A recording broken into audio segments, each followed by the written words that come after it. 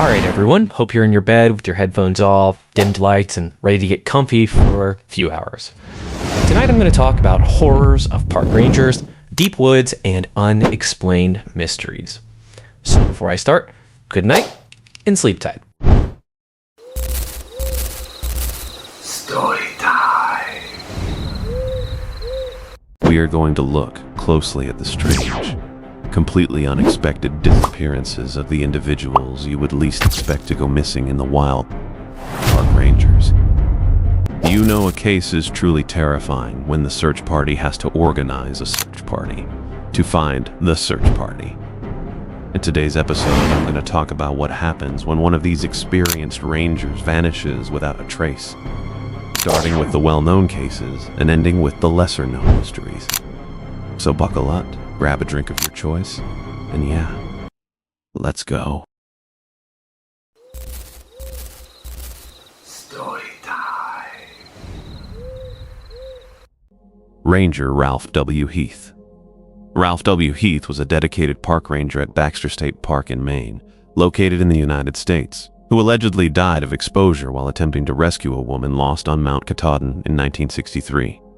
On Monday, October 28th of that year, two women named Helen Moore and Margaret Abisick, both traveling from Concord, Massachusetts, took the Cathedral Trail and climbed Baxter Peak on the mountain. They reached the summit and paused to eat lunch at approximately 1:30 in the afternoon. When the two friends decided to start the hike again and head back down, a small argument arose regarding the route. Helen wanted to return exactly the way they had come up. Margaret, however, wanted to bushwhack, which basically means leaving the marked, established trail to travel completely off the beaten path. Helen recognized the immense risk involved. Even though Margaret possessed slightly more hiking experience than she did, though not by much, only 3 years total, Helen deemed it far too dangerous. She walked away to take the Dudley Trail, which was the original trail they had used to get up there in the first place, leaving her friend to make her own mistakes and go her own way. It was a choice she would later deeply regret. Margaret, thinking she was taking a convenient shortcut, laughed off her friend's warnings and went her separate way, agreeing to meet later at the Chimney Pond lean-to shelter. When Helen reached the final destination and saw there was no sign of Margaret, she decided to wait. Her worry grew rapidly. Though the day had started out pleasant and sunny, a severe nor'easter storm was blowing in, and the mountain weather was about to take a sudden turn for the worse. Helen began shouting for Margaret near the head wall toward the mountain itself. To her relief, she heard her friend respond and started call back, despite the fact that Margaret was asking for help. Margaret yelled that she was not injured but was entirely stuck in treacherous terrain, unable to move forward or climb back up. She pleaded with Helen to bring assistance. This is when Helen rushed to the ranger station where she encountered Ranger Ralph Heath having dinner. After listening to the situation, Ralph immediately understood the danger of that specific path and how serious a problem they had. In his mind, however, he was thanking his lucky stars for one detail. There was no snow on the ground yet. In almost any other year he could recall, snow would have blanketed the mountain for weeks by late October. Ralph accompanied Helen back toward Chimney Point, shouting out into the darkness toward Margaret. In a calm, steady voice, he instructed her to stay exactly where she was and avoid moving. Help was on the way. With the winds intensifying, Ralph knew the situation could shift from a standard rescue to a fatal scenario in mere seconds. He had to act fast. He escorted Helen back to safety at the ranger station and radioed his supervisor, Phelan Taylor, reporting a stranded hiker in the upper basin. To understand Ralph Heath, you have to look at his background to see what a brave man he truly was. He served in World War II and received an honorable discharge. Later, a devastating house fire destroyed everything he owned but the clothes on his back, including his discharge papers. Before anyone could verify his prior service, he was drafted again to serve in the Korean War. Without hesitation, Ralph went to serve his country a second time. Sadly, his wife chose not to endure another military tour, especially one he should have been exempt from, and filed for divorce. This was a man who sought peace and solitude in his life after immense tragedy, and he deeply loved his work as a ranger. Despite the worsening weather and direct orders from his supervising ranger to wait until daylight, Ralph decided the danger to Margaret was too immediate to leave her exposed overnight. Heavy snow was imminent. He chose to attempt a solo rescue in the dark.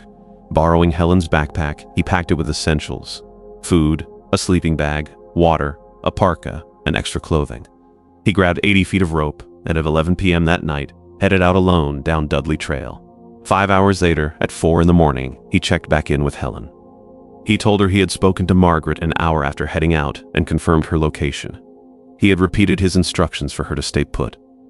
Margaret confirmed she was uninjured but suffering from the extreme cold. She was likely terrified. Ralph told Helen that Margaret was positioned near the waterfall, and he could not safely reach her without additional personnel and more rope. This particular area was so hazardous that even experienced ice climbers considered it treacherous. Ralph was deeply concerned because Margaret was panicking, refusing to stay put, and determined to find her own way down out of fear of freezing to death before help arrived. After updating Helen, Ralph contacted his supervisor, Phelan Taylor. Taylor immediately dispatched the Maine Forest Service, 2 additional park rangers, and a state game warden. By 6 in the morning on Tuesday, the 29th, an icy rain began to fall as winds intensified. Ralph ate his breakfast and informed Helen of his next move. He planned to ascend the ravine from Chimney Pond, climb directly up the head wall into the waterfall, and reach Margaret to provide shelter and comfort. Even if he could not extract her alone, he could keep her safe and calm until the backup teams arrived. He was knowingly placing himself at extreme risk, but he went anyway. He was a true hero. The plan was technically sound, and despite being a heavy smoker, Ralph was in excellent physical condition. However, he had hiked Dudley Trail 4 times in the previous 24 hours. He was thoroughly exhausted and desperately needed rest. This would be an entirely off-trail, technical climb. Yet he refused to abandon Margaret, so the warnings from his coworkers fell on deaf ears. Ralph reached Margaret just as the outer bands of Hurricane Jenny struck the mountain. The two hunkered down together. Meanwhile, a ranger sergeant attempting to reach Chimney Pond on foot reported total whiteout conditions and gale force winds by the time he reached the basin. By noon, deep snow rendered the trailheads completely impassable, even for 4-wheel drive vehicles. 18 inches of snow had accumulated, and it was falling fast. The sergeant reported that his own clothing had frozen solid and cracked at the elbows halfway up the mountain. Zero visibility and merciless winds forced him back down. He knew Ralph and Margaret were in grave danger, completely cut off from rescue. The following morning, Wednesday, October 30th, 1963, Warden Supervisor David Priest established an incident command center at Roaring Brook, keeping at least 35 personnel working around the clock. Every possible rescue avenue was explored, but the rapidly accumulating snow blocked all progress. By Friday morning, November 1st, it had been 5 days since Margaret became stranded and 4 days since Ralph joined her. On Saturday, November 2nd, search coordinators reluctantly concluded that further rescue efforts were futile and risking more lives was unjustified. William Lowe Putnam III, one of the country's most experienced mountaineers who had been assisting since Friday, issued a statement on Sunday, November 3rd. He stated his belief that both Ralph and Margaret had likely perished on Tuesday, making further operations a waste of critical resources. It took nearly 6 months, until April of 1964, for recovery teams to locate Margaret Ibizek's body and bring her down. They required chemical salts to melt the ice surrounding her remains to avoid damaging them, an operation that took 3 additional days. An autopsy revealed Margaret had suffered severe trauma and survived only a few hours due to massive blood loss. Her official cause of death was exsanguination. 2 weeks later, on May 15th, they finally located Ralph's body. Oddly enough, he was found 400 feet above where Margaret had been positioned. He was airlifted out. His autopsy showed no signs of trauma or injury. The coroner concluded he had simply sat down and gone to sleep, a classic consequence of extreme hypothermia. Let us look at the facts here. If Margaret died within hours of becoming stuck due to a severed artery, how was she called out to Ralph hours later? A severed leg artery causes fatal blood loss within minutes. Yet she answered him and called out to Helen long after she initially became trapped. How is that possible? Neither woman was under duress or ill beforehand, ruling out hallucinations. No other bodies were found, and no one else ever came forward claiming to be the voice on the mountain. It is a strange phenomenon, but one that search and rescue personnel encounter surprisingly often. Hearing the distinct calls of the missing but never being able to pinpoint the source, or the lost individual hearing rescuers but never matching their location. The sudden, violent shift in weather is another recurring factor in wilderness disappearances. The day had started out warm and sunny, weeks late for any snow. Why it escalated so rapidly remains a mystery, but it is one of the core elements we analyze when examining these strange occurrences in our national parks. Story time. The disappearance of Ranger Randy Morganson. In July of 1996, Ranger Randy Morrison was working as a backcountry ranger at Sequoia and Kings Canyon National Parks. At that specific time, he was the most experienced ranger in the High Sierras, having spent 28 years patrolling the backwoods. On this particular day, July 21st, 1996, Randy loaded his pack and went out on a routine patrol of his station.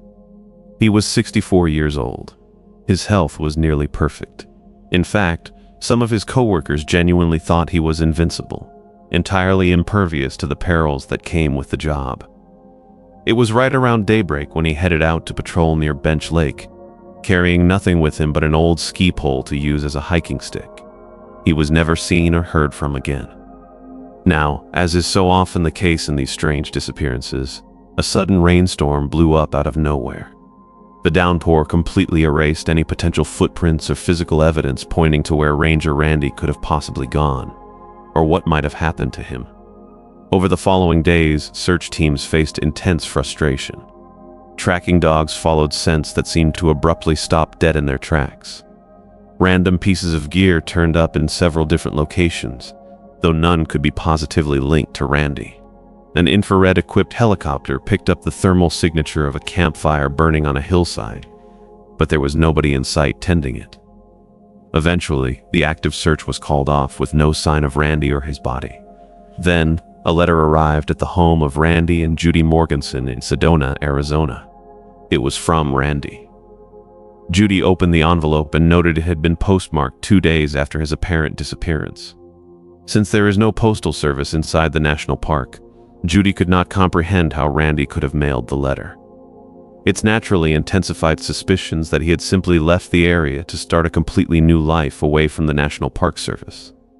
13 days after Randy had been reported missing, in early August of 1996, the official search, which utilized helicopters, specialized dog teams, and dozens upon dozens of volunteers, was officially terminated. Not a single trace of Randy had been found, not even a footprint. Finally, in July of 2001, 5 years after the search was called off, a 19-year-old member of a California Conservation Corps trail building crew stepped off trail and stumbled upon human remains. The worker located new evidence near a creek within a gorge in the Widow Peak drainage, right near the outermost borders of the original search zone, below the pools of a waterfall. Rangers were immediately called in to search the site. They quickly discovered a tattered shirt with Morganson's official badge still attached. Next, they found a backpack with its buckles securely fastened, along with a boot. Close examination of that single boot, which sat half submerged in the water, revealed something white protruding from inside a human leg bone. The boot and pack seemed to perfectly match the description of the gear that Randy was reportedly using on that final day. Investigation and recovery teams flew into the area. Shortly after their arrival, they discovered a functioning park-issued radio resting right on top of the falls, not at the bottom with the rest of the evidence. Remarkably, it was turned to the on position. This particular discovery confused matters even more. While these remains confirmed Randy had been in the mountains the entire time, investigators could not say for cert if this was where he actually died. Rangers remembered searching this exact gorge and crossing at the precise spot where the radio was found years prior. Retired Sierra Subdistrict Ranger Alden Nash believes Morganson likely fell through a temporary snow bridge, broke his leg, and his body remained concealed beneath the ice throughout the entire 1996 search effort. Weirdly enough, during that initial 1996 rescue attempt, Randy's wife Judy had dreamed of a dead man floating in a lake. "I do not think it was an accident," states Eric Blam, author of The Last Season, a book detailing the disappearance of Randy Morganson. Blim suggests Randy may have wanted to appear to have died on the job just to ensure Judy, who was still his wife at the time, received government benefits, policy that would be denied in the event of someone taking their own life. If he wanted to throw off tracking dogs or deceive people into believing an accident occurred, Blim notes he did an exceptional job. After so many years of elemental exposure and animal activity, there is simply no way to determine exactly what happened to the bones. The National Park Service eventually named a peak in memory of Randy, the unofficial Mount Morrison. Situated just west of Mount Russell and north of Mount Whitney, this peak stands as a monument. It should be distinguished from the west peak of Mount Russell, the higher of the Russell twin summits, which are only separated by 1/10 of a mile. A formal summit register bearing the name Mount Randy Morganson at an elevation of 13,920 feet was carried to the top by 2 park veterans in 2007. A climber named Richard Padowski found the original register missing when he climbed Mount Morganson on June 20, 2008.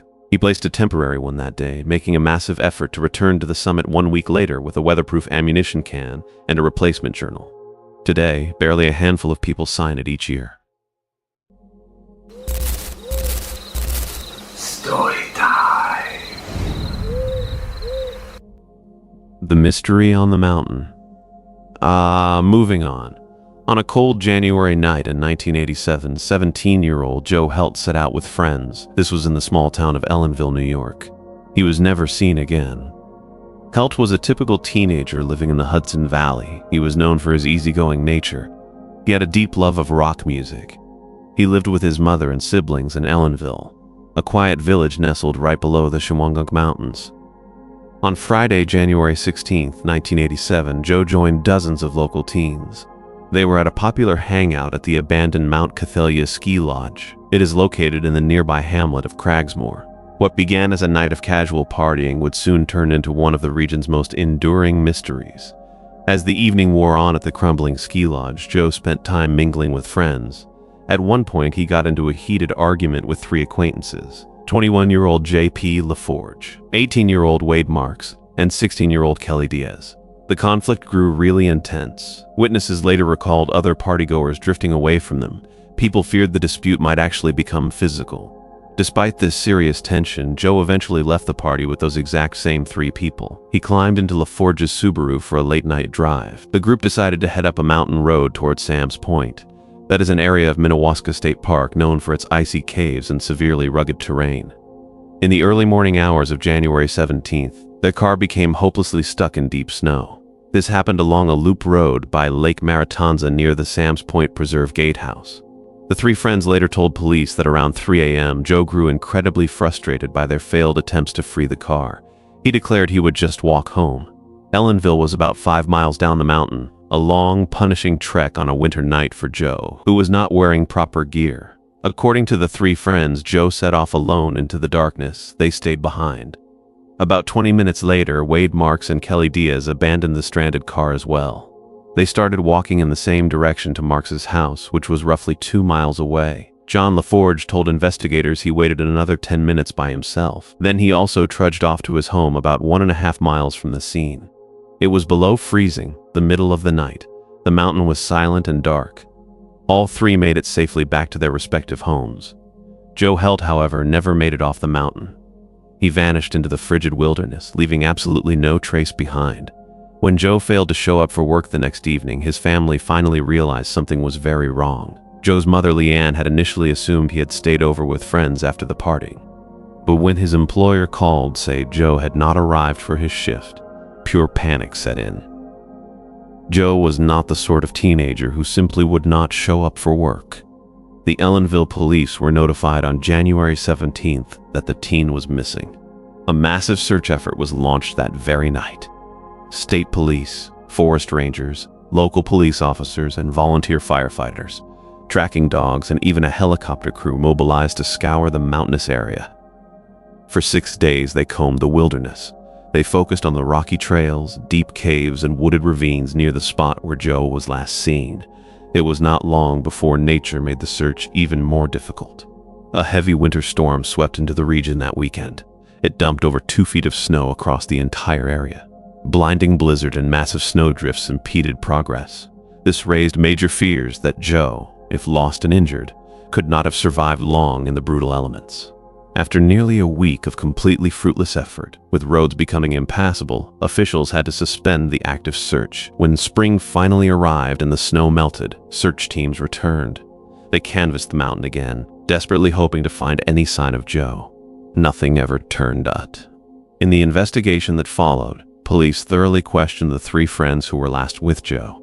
Initially, LaForge, Marks, and Diaz were considered persons of interest. Rumors heavily swirled in the local community about what might have really happened on that dark mountain road, yet law enforcement could find no hard evidence of foul play. The three young friends maintained they claim Joe simply walked off into the night. No one reported witnessing any crime. Simply put, there was zero proof that any crime whatsoever had even occurred. With no body, no witnesses beyond the three of them, and no physical clues, Joe's case languished. From early on, there were basic two leading theories about what happened to Joseph Helt: a tragic accident amid hazardous conditions, or foul play at the hands of the very people he was with. The accident hypothesis suggests that Joe became disoriented on a frigid night. He may have stumbled into the unforgiving terrain of the region. The landscape atop the Shawangunk Ridge is notoriously treacherous. It is dotted with crevices, hidden caves, and steep cliffs obscured by brush. In winter, these hazards are often completely hidden by snow and ice. A popular idea is that Joe could have slipped into one of the deep ice caves, or he fell from a ledge while trying to find his way home. If he succumbed to hypothermia or an injury in a remote crag before the heavy snowstorm, his body might have been quickly buried by snowfall, hidden from rescuers. It is also worth noting that Lake Maratanza, the high-elevation lake near where the car was stuck, was frozen at the time. This raises the distinct possibility that Joe fell through the ice, though no evidence ever indicated this actually happened. However, a second, far more sinister theory has persisted: that Joe Helt met with foul play that night. Suspicion has long swirled around the three companions who were with him in the car. The fact that Joe had fiercely argued with LaForge, Marks, and Diaz at the party raised massive red flags for his family and friends. Some have suggested that the conflict could have easily reignited after they drove off together, leading to a violent confrontation on the snowy mountain road. That said, ultimately there is nothing concrete to support this scenario. It remains entirely speculative. Story time. The silent signal. Well, a summer rescue mission high up in the mountains of Hokkaido was supposed to be strictly routine. But what the helicopter crew found that day was anything but ordinary. As the chopper skimmed over the Daisetsuzan National Park on July 24, 1989, searching for two missing hikers, the pilot spotted something astonishing on the ground below. Giant white letters, spelling out SOS, right in the middle of the green wilderness.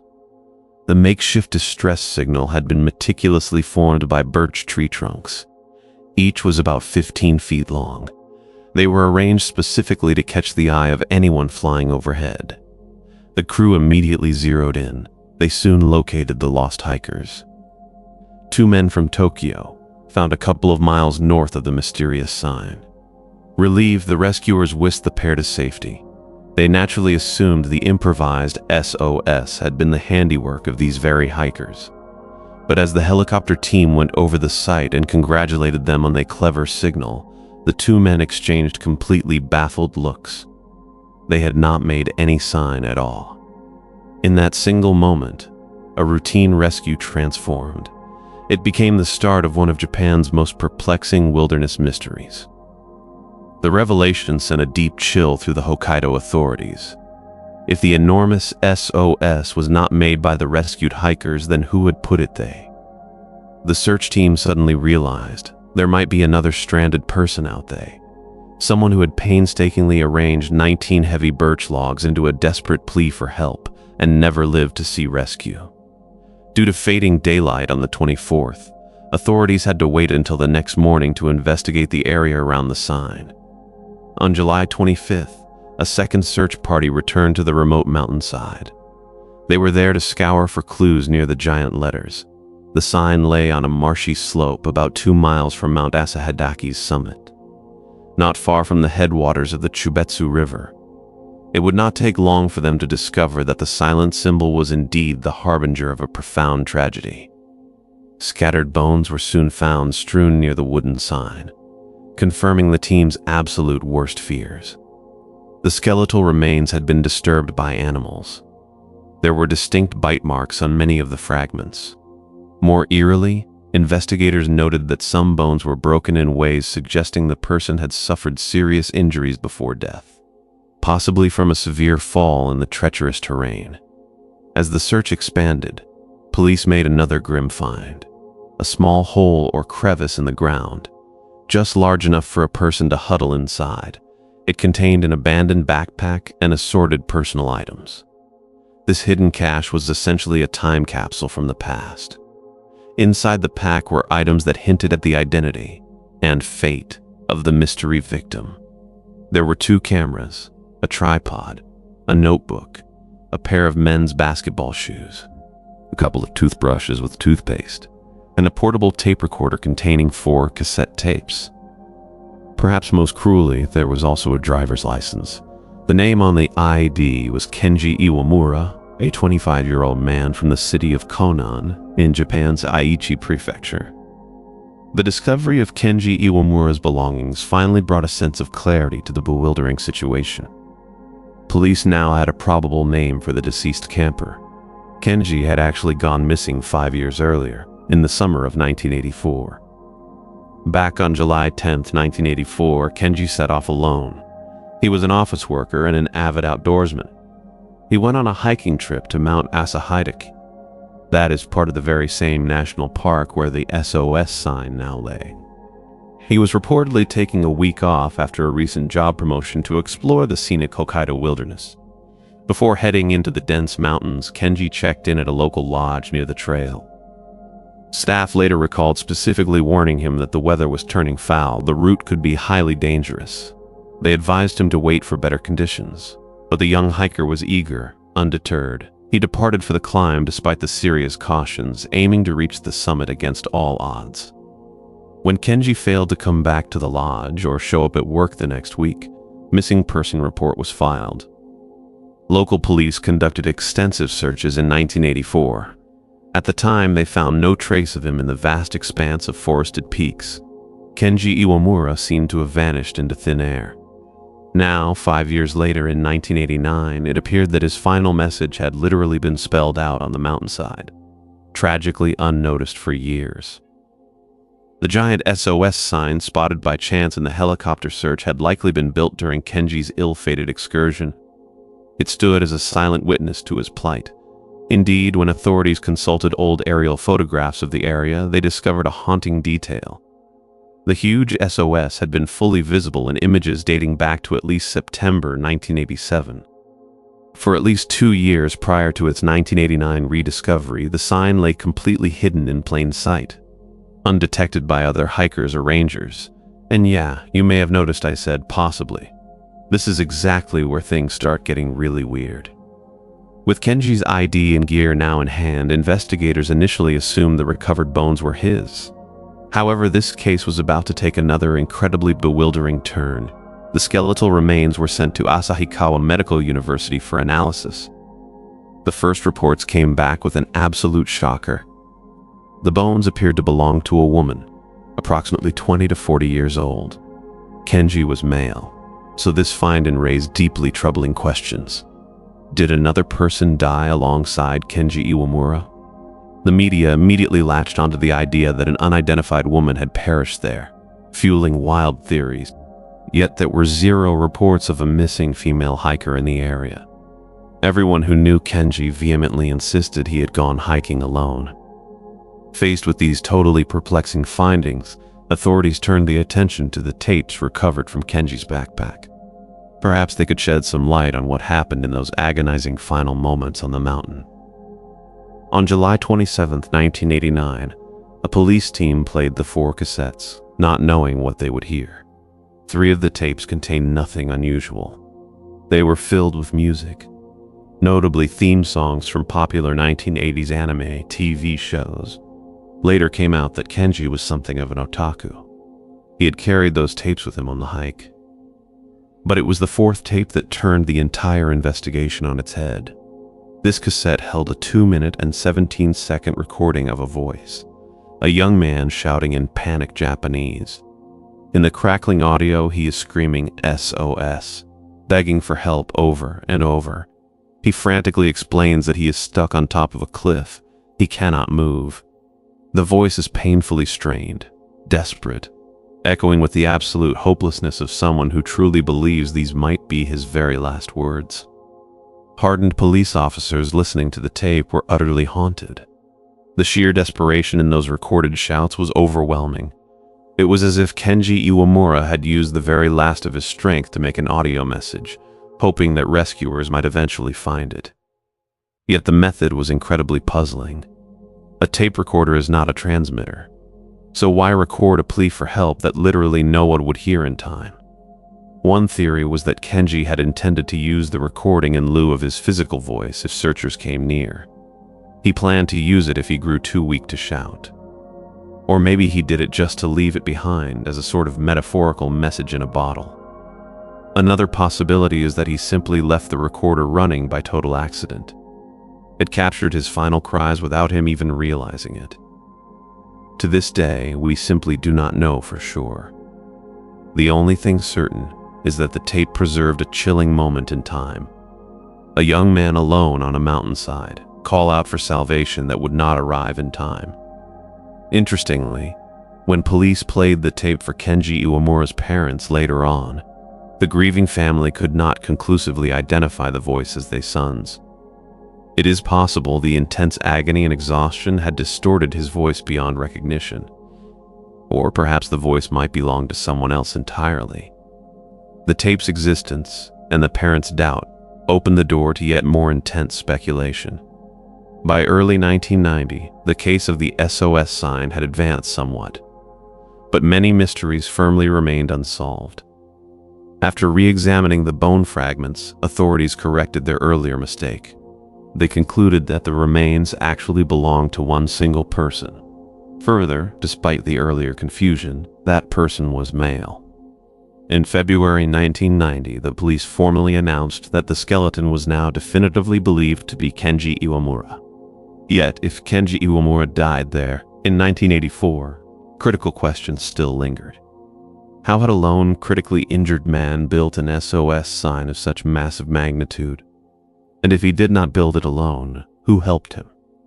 The wooden letters on that slope were enormous. Each letter was roughly 10 to 16 feet across. They were composed of multiple heavy birch logs stacked 3 high. Analysis by forestry experts estimated it would take a strong, able-bodied person at least 2 days of punishing hard labor to assemble such a sign with the available timber. Kenji, however, was described in the autopsy as have a slight, thin build. So much so that the authorities had initially very confidently misgendered his remains. Simply put, Kenji was no strapping Japanese woodsman by any stretch of the imagination. Further, the injuries to his skeleton strongly suggest he had broken bones. Injuries that would have left him incredibly weak or totally immobilized before he died. Building the huge SOS under those exact conditions would verge on the impossible, unless he had actually injured himself in the very process of making the sign. Furthermore, no axe or saw was ever found at the site. While the logs could have been deadfall, already fallen trees, arranging them so neatly likely required cutting tools, or at least tremendous, monumental effort to drag into position. So how then did the SOS sign come to be? One leading theory suggests that Kenji Iwamura may not have been completely alone during his horrifying ordeal. Perhaps he crossed paths with another lost hiker on the mountain. In this scenario, after Kenji fell and injured himself, which explains the fractures in his remains, the other person tried and failed to carry him out of the steep ravine. Kenji, unable to walk, might have urged this companion to go find help before leaving. The unknown helper could have gathered birch logs to create a massive signal nearby, desperately hoping it would lead rescuers right back to Kenji. The theory continues that the companion then set off to seek rescue but never made it, perhaps falling victim to the elements as well, or turning back after getting completely lost. If this hypothetical Good Samaritan perished or failed to inform authorities, it would perfectly explain why no one ever came for Kenji. The Hokkaido police themselves considered this two-person theory as a very strong possibility. It neatly accounts for the immense scale of the sign and the absence of a cutting tool. A healthier, strapping kind of fellow could have done the heavy lifting and chopping. It also might explain why Kenji's family did not recognize the frantic voice of the tape. Conceivably, it could have been the other man's voice on the recording. However, this theory has one absolutely glaring hole. No evidence of a second person was ever found. No extra set of belongings. No second skeleton. No additional names in lodge logs or missing persons reports. Despite being highly plausible, it remains purely speculative. On the other hand, perhaps the simplest explanation is closer to the truth. Kenji Iwamura may have been far more resourceful and incredibly determined than anyone guessed. Despite his agonizing injuries, maybe he did manage to slowly drag and stack massive logs into an SOS sign over many punishing days, driven by sheer, raw will to survive. Human beings in life-or-death situations have accomplished absolutely incredible feats of endurance and strength. In this version, everything at the site was essentially his doing. A solitary, heroic struggle against nature with a tragic ending. Officially, the case was closed. The formal conclusion stated that Kenji was alone and died due to a terrible accident in the wilderness. Yet even the police fully admitted that some aspects would forever remain unanswered. And remember how this story started out? Well, in a profoundly bittersweet twist of fate, his SOS sign actually did save lives. Just not his own. 5 years after Kenji disappeared, that weathered SOS ended up leading rescuers right to 2 lost hikers, bringing them home safely. This final act of desperation thus became an unintended beacon of hope for others. Story time. The Mystery of Charles McCullough. Charles McCullough was a 19-year-old aspiring professional photographer from Virginia who embarked on an ambitious cross-country journey in 1974. His objective was clear: visit America's national parks and capture their vast wilderness landscapes through his camera lens. Friends and family knew him as a highly responsible young man who maintained regular contact and left detailed itineraries of his travels. By January of 1975, Charles had arrived in Eugene, Oregon, staying with a friend while organizing a brief winter excursion into Crater Lake National Park. On January 29, 1975, Charles left the apartment in Eugene, heading toward Crater Lake. He explicitly told his friend he expected to return by January 31st, and that if he was not back by February 1st, he should be reported missing immediately. Equipped with his camera, a distinctive orange backpack, and heavy winter attire, Charles boarded a Greyhound bus. The next day, January 30th, multiple witnesses spotted Charles in the Diamond Lake area, a resort region located roughly 45 minutes from Crater Lake along his intended route. A park ranger later confirmed he had given a ride to a young man matching Charles's exact description from Diamond Lake directly to the north entrance of Crater Lake on that very day. This ride made the ranger the final person confirmed to have seen Charles alive. The conditions inside the park were brutal. Over 5 feet of fresh snow had fallen in the preceding 2 weeks, leaving a thick layer of soft powder over an already dense snowpack.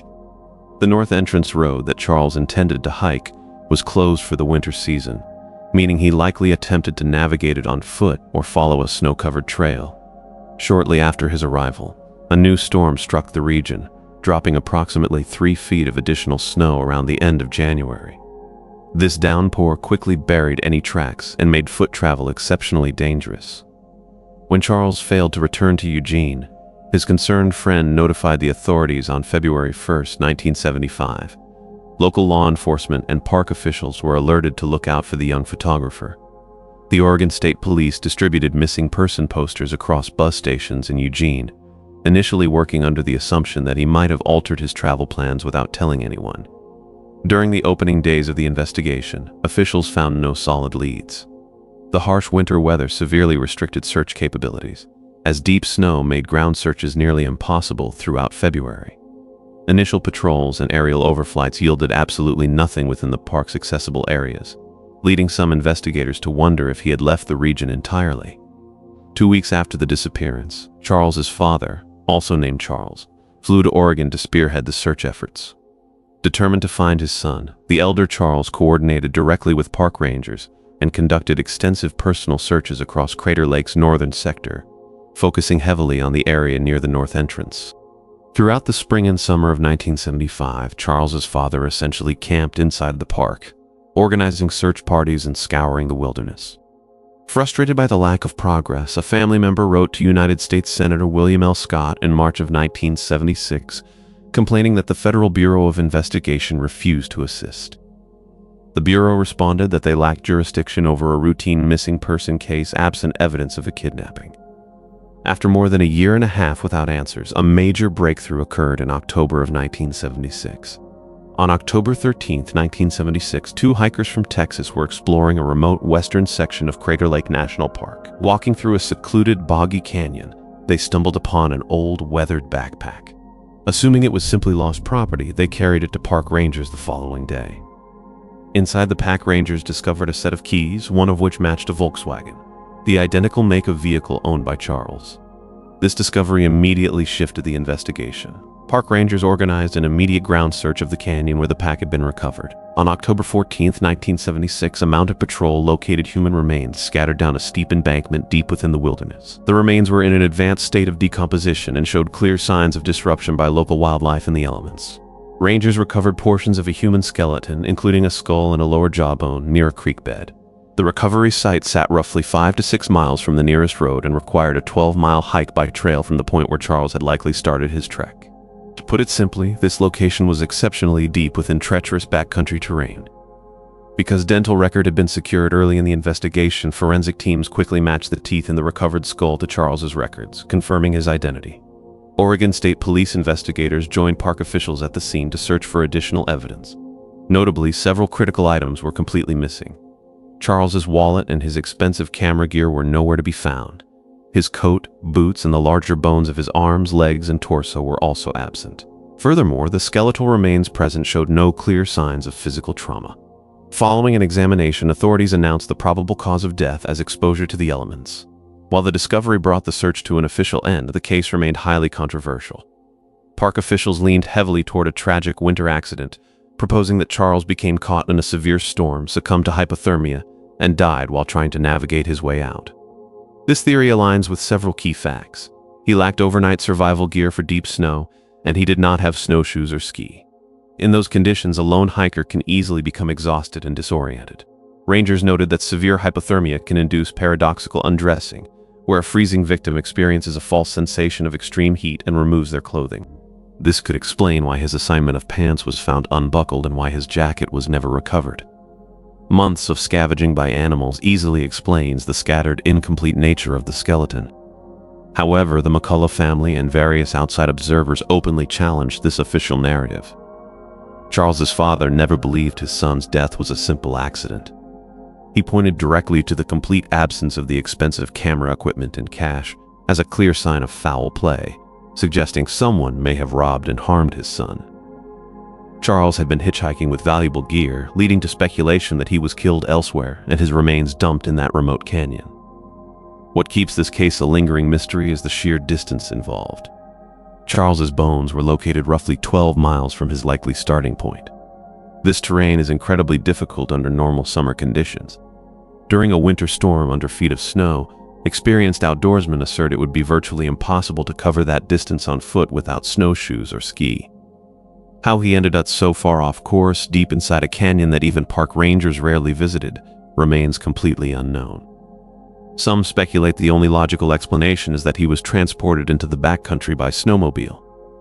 The total absence of his camera, an item an avid photographer would keep close until the very end, leaves an enduring question mark over what truly happened in the Oregon backcountry in 1975. Story time. The disappearance of Tom Messick.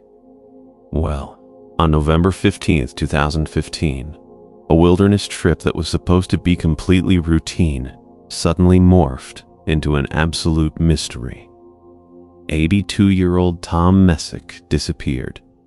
He simply vanished during a deer hunting trip up in the Adirondack Mountains of New York. You know, Messick was part of this tight-knit hunting party, 7 friends and family members. This was an outing they did annually for decades. It was tradition. That particular year, they actually chose to hunt near Lily Pond by Brant Lake. It is located in the town of Horicon. a spot they had not visited before. Because of his age and his health, Messick's role was basically to remain stationary. He was designated as a watch. He was sitting on a stump near an old logging road. The younger members of the party walked through the dense woods. Their goal was to drive deer toward him. The plan?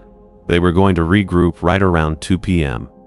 But when the others finally returned to that meeting spot, Messick was nowhere to be found. Now, Messick did have some pretty significant health limitations. He had lost one eye in an accident. His hearing was poor, and he dealt with heart troubles. Yet he was a lifelong outdoorsman. He carried a hunting rifle and a walkie-talkie that day. He wore camouflage clothing. He also had on his distinctive red and black plaid hat. When he failed to show up at the rendezvous point, his companions immediately searched the surrounding area. They then contacted authorities that afternoon. Forest rangers arrived by 4:30 p.m. They scoured the woods until midnight. Nothing. They found absolutely no trace of the missing hunter. Basically, a completely routine outing had turned into a baffling wilderness mystery, one that persists to this day. In the days and weeks that followed, a massive search and rescue operation was launched around Lily Pond. They were desperate to look for any sign of Tom. It quickly became one of the most intensive searches the Adirondacks had seen in years. It covered roughly 29 square miles of incredibly difficult terrain in northern Warren County. At its absolute peak, more than 300 people were involved in the effort. Search teams utilized a massive range of resources. Specially trained search dogs were deployed. Their job was to track any lingering scent and clues hidden in the woods. State police helicopters conducted sweeping aerial passes over the forest canopy. Teams of divers plunged into Lily Pond along with other nearby waterways. Despite this completely exhaustive search, not a single piece of evidence was discovered. The operation continued for weeks. Ultimately, it lasted around 2 months in some form or another. Yet it turned up no sign of Messick, no sign of his belongings. Searchers found no footprints, no discarded clothing. There were no other clues to indicate what happened. Rescuers were left baffled. How could an elderly man vanish so completely without a trace? So with no leads from the search, the New York State Police took charge of the investigation. The disappearance was officially classified as an active missing person case. The State Police Bureau of Criminal Investigation pursued any possible leads they could find. Investigators have kept the case open. As one state police investigator noted in a 2023 interview, missing persons cases are not closed until we figure out what happened. Right? The unusual circumstances also drew attention from federal authorities. According to Messick's wife, FBI agents told her that something is not right about Tom's case. They did not share any specific theories, though. Without hard evidence, the FBI had no concrete explanation either. This really highlights how baffling the situation was, even to highly seasoned investigators. As time went on with zero answers, numerous theories and intense speculation emerged. One possibility was that Messick succumbed to a sudden medical emergency, like a heart attack. Or perhaps he became lost and died somewhere completely hidden from view. He might have wandered just far enough off his post that searchers somehow missed him. Or perhaps he fell into a natural crevice, maybe an abandoned mine shaft concealed him. Another theory suggests something else. Perhaps Tom encountered an unknown person in the woods, or he was the victim of an accidental shooting or a collision that was subsequently covered up. His wife speculated that an ATV rider might have hit him. Panicking, this rider carried him out of the area. However, law enforcement found absolutely no hint of any crime or mishap during their extensive investigation.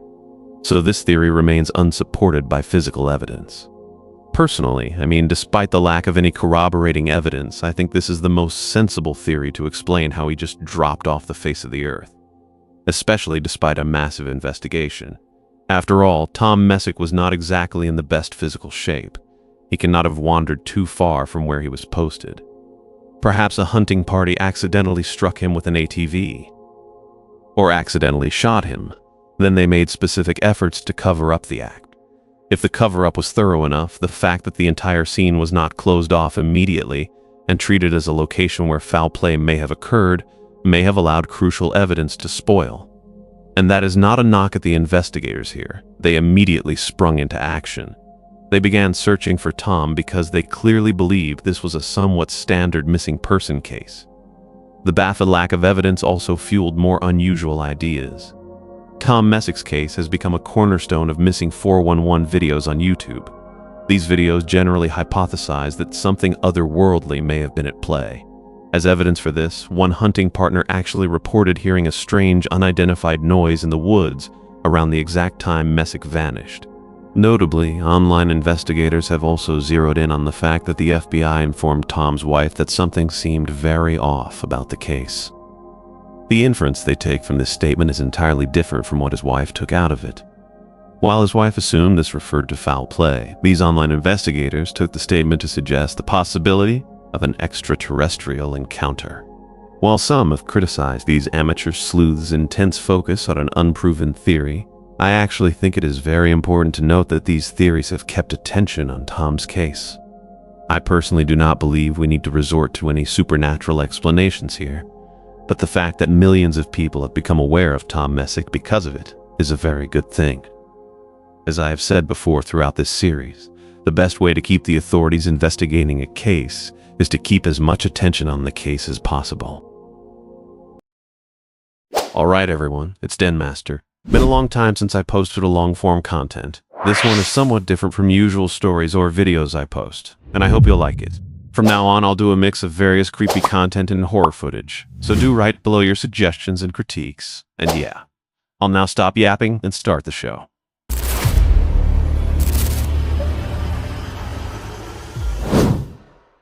Right now, Colorado has over 20,000 active missing persons cases. That makes it one of the most dangerous states in America to disappear. But it's not the number that will keep you up tonight. It's how these people are vanishing. If you're planning a hike in the Rockies anytime soon, you need to watch this before you pack your bags. I recount the facts surrounding these disappearances as they have been documented through official reports, investigations, and family statements. On March 29, 2008, a 22-year-old woman named Becky Malshani, who went by Becky among her friends and family, was last seen at 1 o'clock in the morning in Colorado Springs. Becky grew up as one of 10 children in a large Albanian family. She entered the world in New Jersey, yet by her teenage years the family had relocated to Colorado Springs. Even after she reached adulthood and lived independently, Becky stayed exceptionally close with all her siblings. People who knew her spoke of her as kind and loving, a beautiful soul who found joy in the outdoors and possessed a wonderful sense of laughter. Her connection with her boyfriend, Daniel Durer, however, stood out as troubled, really troubled. Becky and Daniel first crossed paths about 6 years before, while both worked at a local call center. They began dating in a casual manner. At one point, Daniel relocated to Detroit. During his absence, Becky started seeing another man, a guy named Wes Bartow. In time, Becky and Wes entered into marriage, yet that union proved brief and it did not endure. When Daniel returned to Colorado Springs, the two reunited. They chose to move in together during early 2007. In the beginning, matters appeared stable, but the relationship deteriorated rapidly. Jealousy and bitterness came to dominate their interactions. They engaged in frequent and violent fights. In May 2007, an argument erupted over phone calls from Wes, who was Becky's ex-husband. In the heat of that dispute, Becky struck Daniel in the face. Authorities arrested her on charges of assault. Only a few months afterward, at a party, another confrontation took place. Becky believed Daniel had become too intoxicated to operate a vehicle safely. As she attempted to remove his car keys, Daniel responded by deploying a stun gun against her. Becky reported to officials that Daniel had stunned her an estimated 20 times. Daniel faced arrest for assault in October 2007. Despite the violence, despite the repeated arguments and the cruelty, the pair reconciled before their court dates arrived. In the end, both assault charges were dismissed. One additional legal matter persisted. On New Year's Eve, Daniel had been taken into custody on suspicion of harassment. Law enforcement determined he had accessed Becky's MySpace account without permission, posted nude photos of her, and altered her contact email address to his own personal account. Daniel faced a court appearance on April 1, 2008 to address the harassment and computer crimes allegations. Several members of Becky's family expressed the belief that Daniel perceived a threat from Becky's ongoing ties with her ex-husband Wes, and that those suspicions created deep strains within their relationship. On the evening of March 28th, only days before Daniel's scheduled court date, Becky and Daniel spent time late into the night at her parents' house. The family had assembled there for a shared meal and moments together. Convinced the gathering carried the potential for a pleasant evening, yet tensions between Becky and Daniel escalated sharply. Becky's younger sister Fatima observed the argument unfold. Daniel raised his voice toward Becky. Becky repeatedly stated she did not wish to depart and preferred to remain with her family. The family encouraged her to stay because they sensed something amiss, but Daniel insisted she accompany him, and Becky ultimately left with him. That departure marked the final occasion Fatima saw her sister. When the family received no communication from Becky throughout Sunday or Monday, concern mounted. Becky maintained very close contact with her relatives. She kept in regular touch. This absence deviated from her established patterns. The family reached out to police and requested a welfare check. On the evening of March 31st, the day preceding Daniel's court appearance, officers arrived at the apartment Becky and Daniel shared in northwest Colorado Springs. The time stood at about 9:30 in the evening.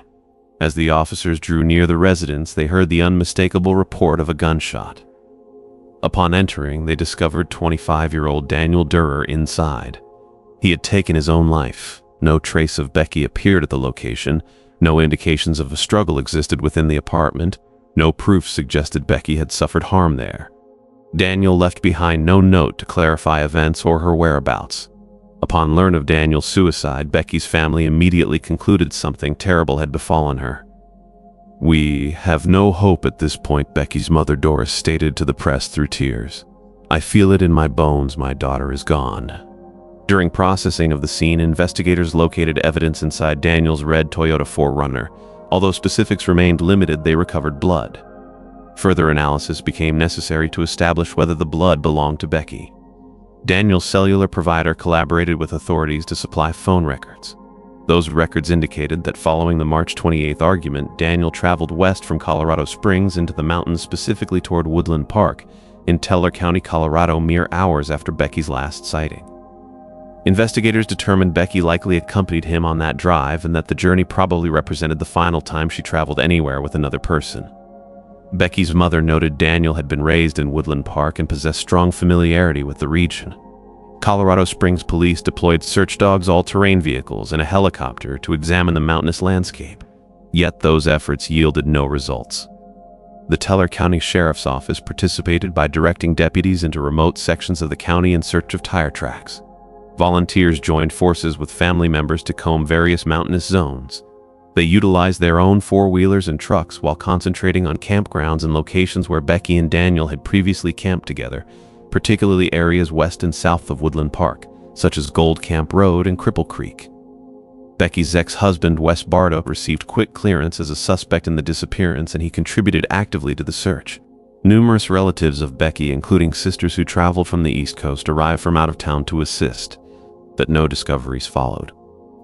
9 months passed before police verified the blood from Daniel's vehicle matched Becky. By that stage, momentum in the case had decreased considerably, even as occasional tips continued to arrive. Holidays proved especially difficult for Becky's family. Her birthday fell only 2 days after Christmas. They marked the occasion with a large cake and reflected on positive memories shared with her. Each year, on the anniversary of her disappearance, the family assembles to honor Becky's life and to resume searching for any trace of her whereabouts. They have upheld this tradition without interruption every single year.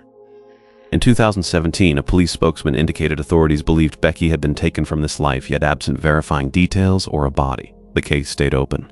The Elshani family established a $5,000 reward for information leading to resolution in their daughter's matter. That amount has since risen to $25,000. Investigators held the view that if Daniel played a role in Becky's situation, he likely disclosed his actions to another person before ending his life. But unfortunately, no individual has stepped forward with such details. If Daniel confided in someone, the information never reached authorities or the family to provide closure about Becky's location. Becky Elshani has never been found. If any information exists regarding Becky May Elshani's disappearance, please contact the Colorado Springs Police Department.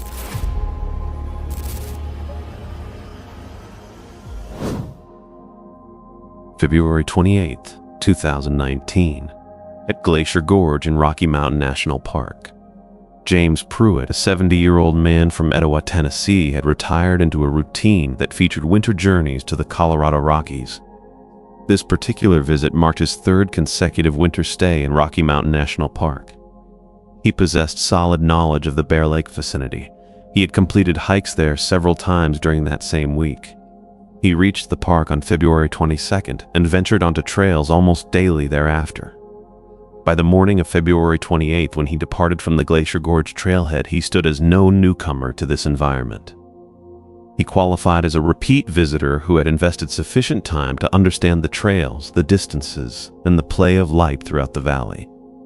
He carried a Nikon Coolpix 900 camera with him. He wore a dark blue jacket along with a red or orange beanie. He began his outing at approximately 10 in the morning. He shared no specific destination with his family back in Tennessee for that day. That missing detail later complicated the search efforts considerably. No planned route, no endpoint communicated to anyone. A man who had hiked extensively within this park over the course of a full week, who understood the trail connections around Bear Lake and Glacier Gorge thoroughly enough to navigate them with confidence, who ventured out solo on a cold February morning without informing a single person about his intended direction. He never made it back to his vehicle. From February 28th until March 3rd, when his car finally drew notice at the Glacier Gorge trailhead, 2 feet of snow accumulated across the complete search zone. 2 feet of fresh snowfall covered every trail, every drainage, and every off-trail path where someone might have walked or fallen. Any tracks James Pruitt created on February 28th vanished before searchers could begin looking. The snow had transformed the whole landscape anew. Every visible clue, every possible scent trail, and every footprint throughout the forest had been wiped away. On March 3rd, park rangers located the vehicle at the trailhead and notified Pruitt's family in Tennessee. The family verified his presence in the area and confirmed their last contact occurred on Thursday morning, February 28th at approximately 10 in the morning. The search operation launched that same day. The effort that unfolded ranked among the most intensive search and rescue activities in recent Rocky Mountain National Park records. The main phase extended from March 3rd through March 9th, while spanning roughly 15 square miles. Coverage included the Glacier Gorge drainage, the Lock Vale drainage, the Glacier Creek drainage, Alberta Falls, Nymph Lake Chaos, Canyon Lake, Hayaha, Mario's Gully, the winter trail routes leading toward Mills Lake and the Lock Sky Pond, plus Flat Top Mountain. Between 30 and 50 search and rescue team members operated in the field daily, sourced from the National Park Service, Group Larimer County Search and Rescue, Rocky Mountain Rescue, or Diamond Peak Ski Patrol Douglas County Search and Rescue, the Alpine Rescue Team, and various specialized dog units. A state multi-mission aircraft conducted fixed-wing aerial surveys equipped with heat-sensing technology above the higher elevation ground. Conditions during these operations proved severe. Searchers away from packed trails encountered snow reaching chest depth. Wind speeds reached 40 miles per hour along exposed ridges. The drainages, particularly the Glacier Gorge drainage and the Prospect Canyon corridor, contained heavy dead and downed timber, along with thick willow growth and mountain streams flowing beneath unstable snow layers. Progress through such territory at a deliberate search pace demanded considerable physical exertion, which in turn restricted daily coverage per team. On March 15th, the large-scale search received official suspension. No clues turned up at all. Not one article of clothing, not a camera strap, and not even a glove snagged on a branch emerged. Nothing appeared. Yet the search continued in reduced form. Throughout the summer and fall of 2019, smaller focused groups revisited designated portions of the area whenever improving conditions and receding snow allowed. Each occasion when snow melted away from a drainage, a boulder field, or a forested section, search teams returned to inspect what the winter had concealed. Each time the outcome remained the same, with nothing found.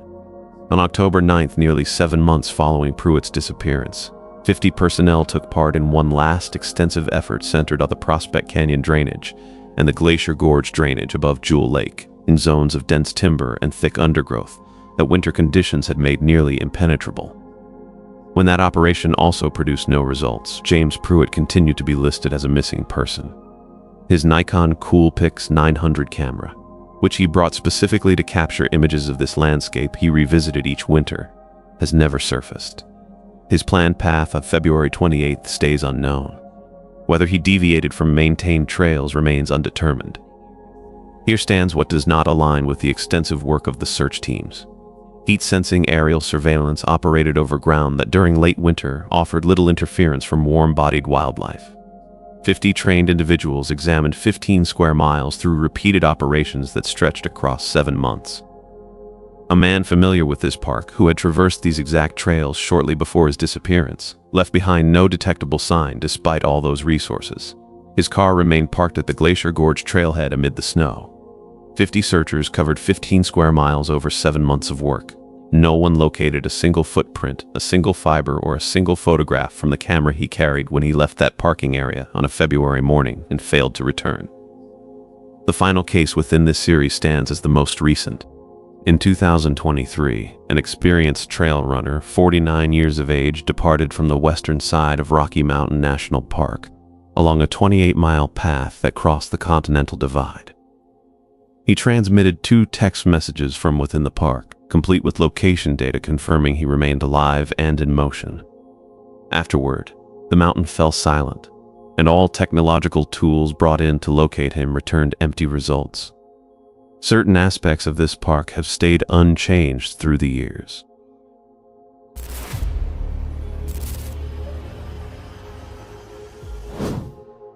On November 18, 2006, a 29-year-old woman named Maria Olea visited her brother's residence in Colorado Springs. Maria, also known as Rosa, served as a mother to a young son and maintained shared custody with the child's father. The time was 6:30 in the evening. Maria stayed with her family when her cell phone rang. She checked the screen, responded with a few words, then informed her brother she needed to leave and would return soon. She stepped out the door and no one saw her again. At 7:14 in the evening, an incoming call to Maria's phone continued for 3 minutes. That represented the final call she ever answered. The following day, Maria failed to collect her son from his father. Such absence went completely against her character. Maria never missed picking up her son, never. Her family filed a missing person report on November 20th. Maria had left the majority of her possessions at her apartment, including new living room furniture and uncashed child support checks on the counter. Yet her phone and purse vanished along with her and were never recovered. 6 days after her disappearance, police discovered her sport utility vehicle, a blue 1999 Chevrolet Blazer. The vehicle sat locked and abandoned inside the parking lot of Zio's Italian Kitchen, a restaurant positioned near Interstate 25. That location lay a considerable distance from her apartment and did not represent a place Maria visited regularly. But a connection existed. The brother of one of Maria's friends held a job at Zio's. Investigator therefore began inquiring. Did Maria travel there to encounter someone? Did she recognize the caller? Did an individual draw her to the spot? They further established that Maria had lost her position at Mimi's Cafe recently. She pursued new employment actively. Multiple prospective employers had left messages on her cell phone concerning job possibilities. Her family conveyed to investigators that Maria would never leave her child behind. She cherished her son and approached her duties with seriousness. They added that Maria behaved in her usual manner right before she vanished, showed no signs of stress, and gave no indication of any problems. Police examined the Blazer thoroughly. It remained locked with no evidence of a struggle and no signs of foul play inside. Yet Maria's phone and purse were absent, and Maria herself had disappeared. Foul play remains suspected, but more than 18 years later, answers continue to elude everyone. Did a caller persuade Maria to meet at Zio's? Did an incident occur inside that parking lot? Or did Maria visit another destination first, with someone else driving her sport utility vehicle there afterward to mislead the inquiry? The truth stays unknown. Maria Olea has never been found. If any information exists about Maria Olea's disappearance, please contact the Colorado Springs Police Department.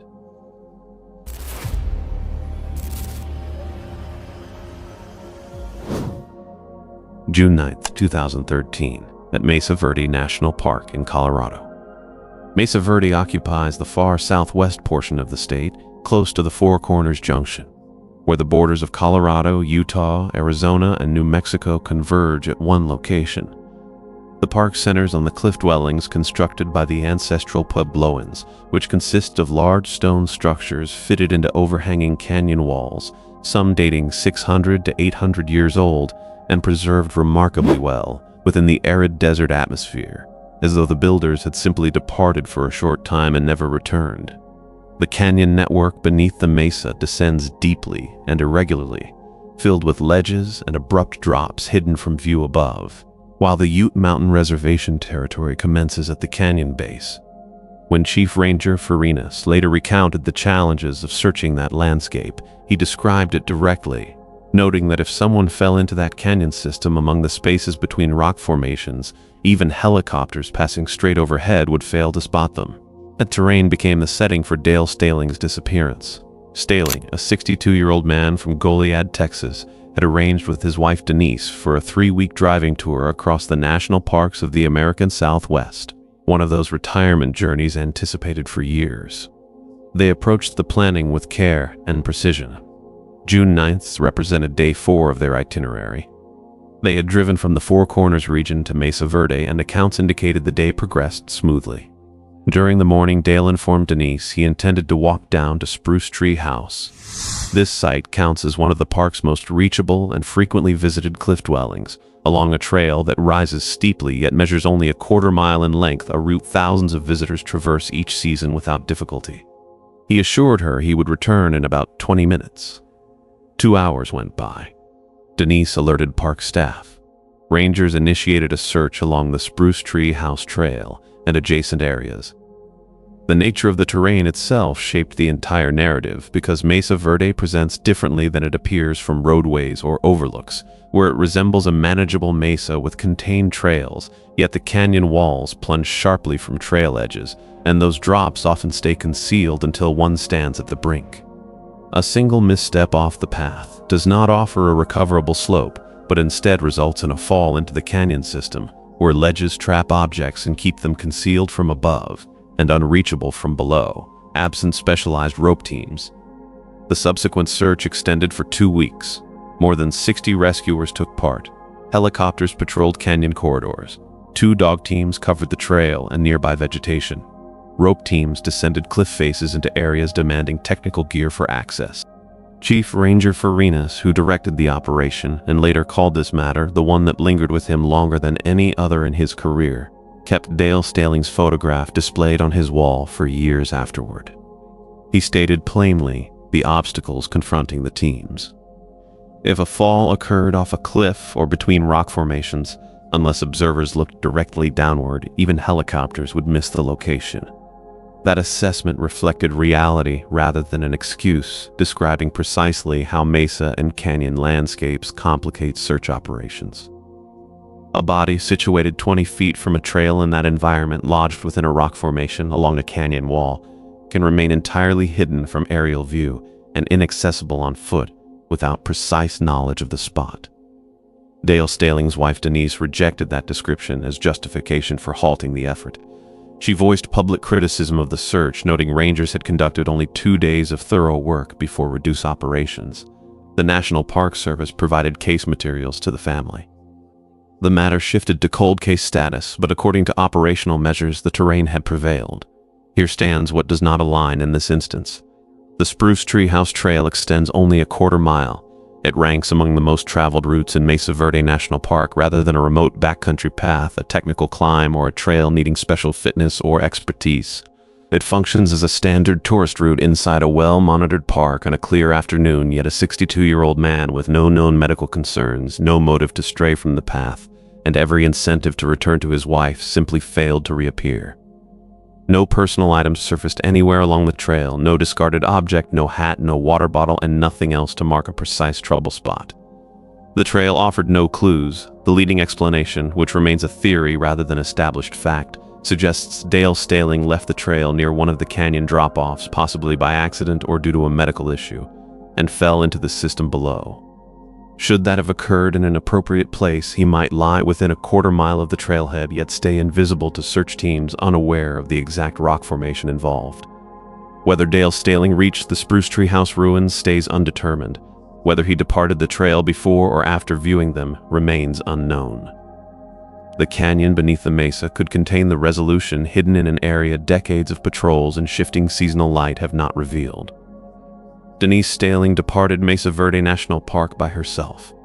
The cliff dwellings endure with their stone walls, wooden beams, and handprints embedded in plaster by those who constructed the site, and later vanished without record. The Park Service has not supplied a conclusive explanation for Dale's fate. The trail stays open with visitors walking it each season a quarter mile down and a quarter mile back, 20 minutes, with no apparent reason for complication. That constitutes the final verified detail in Dale Staling's case. A man who assured his wife of a return within 20 minutes along a path so brief it hardly qualifies as a hike inside a park staffed by rangers, frequented by tourists, and supported by helicopters. And then nothing further.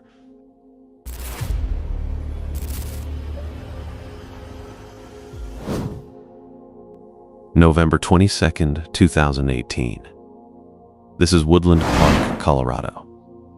Elevation, 8,465 feet. Nestled deeply within Teller County, just 35 miles west of Colorado Springs, Woodland Park sits directly in the shadow of Pikes Peak. Well, it is a quiet mountain city, tidy streets, a local grocery store. It is the type of tight-knit community where everyone basically knows everyone else. On Thanksgiving morning, a young mother walking into a Safeway with her toddler is completely unremarkable. It is ordinary. It is the exact kind of mundane routine that plays out 1,000 times a day in towns all across the country. At 12:30 in the afternoon, the date is still November 22nd, 2018. Digital surveillance cameras inside that Woodland Park Safeway capture something critical. It is Kelsey Burrith. She is pushing a grocery cart. Her 1-year-old daughter, Kaylee, is riding right there in the front seat. Kelsey was 29 years old. Professionally, she worked as a licensed flight instructor at DOS Aviation over in Pueblo. We are talking about a highly skilled pilot who filed her flight plans with meticulous, absolute precision. Her family would later focus heavily on the specific trait, the sheer structure of her life. She simply never traveled anywhere without telling someone exactly where she was heading. She was engaged to a man named Patrick Frazee. He was a horseshoeing contractor who owned a 35-acre ranch in Florissant, which is roughly 15 miles away. Little Kaylee was their daughter. Right before leaving the store, Kelsey bought sweet potatoes. Like she actually texted Frazee right then, telling him about the sweet potatoes just in case he wanted a casserole for Thanksgiving dinner. So it is the single most ordinary detail imaginable, a mother buying holiday groceries, texting her partner, her baby sitting in the cart. Earlier that morning, she had spoken to her mother on the phone, and, she sounded completely happy. A normal mother-daughter conversation. That is exactly how Cheryl Barrett would later describe it to investigators.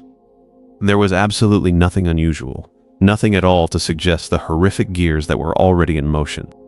Then, at 1:23 in the afternoon, a neighbor's security camera captures a new image. Kelsey, Frazee, and baby Kaylee are walking into Kelsey's townhome together. Look closely at the footage. Kelsey is carrying a bright poinsettia plant she had just picked up at the Safeway. That specific frame, 3 of them crossing the threshold, the holiday plant in her arms, her little daughter right beside her, is the final confirmed footage of Kelsey Barrett alive. Now, what exactly happened inside that townhome between approximately 1:30 and 3:30 that afternoon? That question forms the absolute core of the prosecution's entire criminal case against Patrick Frazee. Based on extensive testimony delivered later at trial, the state's theory is brutal. Frazee beat Kelsey to death using a baseball bat right there inside her home, all while little Kaylee was left waiting in another room. But let us be clear here. That is a prosecution theory. It is not a confirmed forensic finding. To this day, Kelsey's body has never been found. While the physical evidence recovered by forensics inside the townhome was enough to convince investigators that a violent crime had occurred, it was simply not enough to reconstruct the exact sequence of events. The cold, hard reality is this. Kelsey Barrett walked through her front door at 1:23 in the afternoon. She was never seen and heard from in any verifiable way again. The very first indication that something was terribly wrong emerged 3 days later. On November 25th, Kelsey's employer over at DOS Aviation received a text message sent from her phone. The message stated she would not be coming into work the following week. Strangely, on that exact same day, Cell tower record indicated that Kelsey's phone was pinging off a network tower near Gooding, Idaho. That is over 600 miles north of Woodland Park, a trajectory stretching straight across Utah and deep into the southern portion of Idaho. Frazee himself told law enforcement investigators that he had received texts from her phone that day too. The immediate implication, if you did not know the dark truth, was that Kelsey had simply left, that she had gone somewhere else, packing it to take some time away. But it was not Kelsey sending those text messages. See, Frazee was harboring a massive secret. He had been maintaining a relationship with a woman named Crystal Lee Kenny, a nurse living in Twin Falls, Idaho. She had been quietly, deliberately woven into his life right alongside his public engagement to Kelsey. In the long months leading up to Thanksgiving 2018, Frazee actually approached Kenny on 3 separate occasions with explicit requests to murder Kelsey Barrett. 3 times. Those initial plots required Kenny to travel all the way from Idaho down to Colorado. On one occasion, she got close enough to hand-deliver a coffee to Kelsey at her own front door, while pretending to be a friendly neighbor. Kenny had considered poisoning that drink. Ultimately, she could not go through with it. None of those 3 initial attempts succeeded. Eventually, according to Kenny's subsequent testimony to investigators, Frazee decided to handle the matter himself. Sometime after the killing on Thanksgiving, Frazee handed Kelsey's phone directly to Kenny. Kenny then drove that device back through Colorado, across Utah, and all the way home to Idaho. The phone pinged off local cell towers the entire drive, systematically building a completely manufactured digital data trail. It was designed to suggest Kelsey had traveled north entirely of her own free will. To finalize the law, Kenny used the phone to send texts to Frazee and to Kelsey's supervisor at work, deliberately maintaining the absolute fiction that Kelsey was alive and well, just traveling. It was a highly calculated misdirection. It was constructed carefully, and it worked perfectly for 10 days. On December 2nd, after enduring days of completely unanswered phone calls and text messages, Kelsey's mother, Cheryl, officially reported her daughter missing. Local police officers quickly conducted a welfare check at the townhome. What they found was deeply unsettling. Both of Kelsey's vehicles were parked right there in the driveway. Her suitcases were still inside the house. Food had been left sitting out on the kitchen table. Even her toothbrush was left behind in the bathroom. Only her cell phone and her purse were missing from the home, items that, as it would later become terrifyingly clear, Frazee had personally ensured were removed from the scene as part of his cover-up. That 10-day gap between Kelsey's actual death and her family's formal missing persons report was not born out of carelessness, not at all. It was the direct result of a highly sophisticated, carefully executed deception. You had texts regularly outgoing from her phone, a manufactured narrative about her taking a trip, and a fiancé presenting himself to everyone as cooperative, right? The critical first week, exact window when forensic evidence is freshest and tracking trails are warmest, slipped away entirely because investigators had absolutely no idea a crime had even been committed. When you look back at the evidence, Patrick Frazee was not subtle about his desires. Honestly, that is one of the most deeply unsettling aspects of this entire case. It is not just the horror that a man murdered his fiancée. It is the fact that he had been actively trying to manipulate someone else into doing it for months before he finally took matters into his own hands. That extended plotting left a literal trail of witnesses who knew exactly what he was planning to do. Take Margaret Luce, for example. She was a regular customer of Frazee's horseshoeing business. She told investigators that Frazee had spoken quite openly to her about his intense desire to raise little Kaylee entirely without Kelsey. He told her flat out that he just wanted her gone so he could raise his daughter with someone else. I mean, that is not just some passing venting frustration. That is a clearly stated intention, explicitly spoken to a business client months before Thanksgiving 2018. Luce immediately came forward to law enforcement after news broke that Kelsey had vanished. When investigators finally tracked down Crystal Lee Kenny in Idaho in late December, she agreed to cooperate with the authorities. What she laid out across hours of recorded interviews was cold. It was premeditated. The details made the entire Thanksgiving timeline feel less like a sudden, explosive outburst of domestic violence and more like the inevitable conclusion of a long, calculated process. Frazee had actively recruited her to kill Kelsey 3 separate times, between September and October of 2018. She had dutifully made the drive from Idaho to Colorado on every single one of those occasions. Like we mentioned on one specific visit, she stood close enough to Kelsey to hand her a cup of coffee, fully intending to poison it. But she froze. The plan collapsed every single time. And so, according to Kenny's chilling testimony, Frazee ultimately executed the plot himself on Thanksgiving afternoon. He used a baseball bat inside Kelsey's own home, while their 1-year-old daughter sat waiting in another room. Kenny went on to tell investigators that Frazee destroyed the evidence at his ranch. He burned Kelsey's body, the baseball bat, and the blood-soaked clothing using gasoline inside a large burn pit on the Florissant property. She described watching him pour fuel and feed material directly into the roaring flames. According to her, he even discussed disposing of the remaining ash inside a local landfill or dumping it into a river. That specific confession drove the massive multi-agency search that followed. A small army of law enforcement officers, including the Woodland Park Police Department, the Colorado Bureau of Investigation, the FBI, and the Teller County Sheriff's Office, converged to serve a search warrant on Frazee's 35-acre ranch. They dug, they searched, they found human teeth, they found bloody sheets. They recovered dozens of items from the dirt. At the time of the excavation, authorities did not publicly confirm whether those teeth belonged to Kelsey. Later, the Waste Management Midway landfill located south of Fountain, Colorado, became the target of a massive, incredibly resource-intensive search operation. Teams worked meticulously through tons of compacted waste material. Despite those monumental efforts, Kelsey Barrett's remains were never found. On December 21, 2018, exactly 29 days after Kelsey was last seen alive, Patrick Frazee was formally arrested at his ranch. Prosecutors hit him with heavy charges: first-degree murder, solicitation to commit murder, and tampering with the deceased human body. A judge ordered him held without bond. Facing the court, he entered a plea of not guilty. The criminal trial finally commenced in November of 2019. The state's entire case against Frazee rested squarely on the shoulders of Crystal Lee Kenny's testimony. She had previously pleaded guilty to a lesser charge of tampering with evidence in direct exchange for her full cooperation with prosecutors. Well, as a University of Colorado law professor who closely followed the proceedings put it, the entire prosecution lived and died on Kenny's personal account. There was very little direct physical evidence tying Frazee to Kelsey's death. What the state did have, however, was a first-hand witness.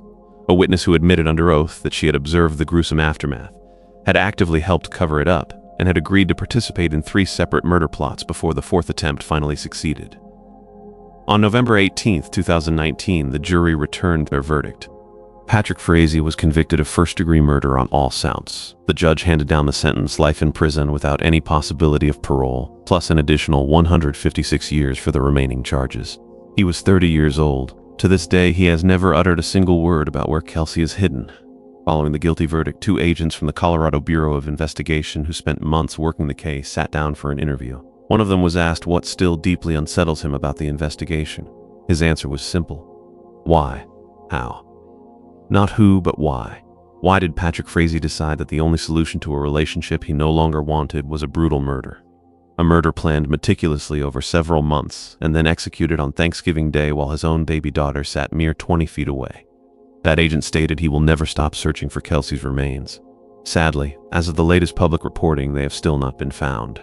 Little Kaylee Barrett was ultimately raised by Kelsey's loving family. The 35-acre ranch out in Florissant still stands there today.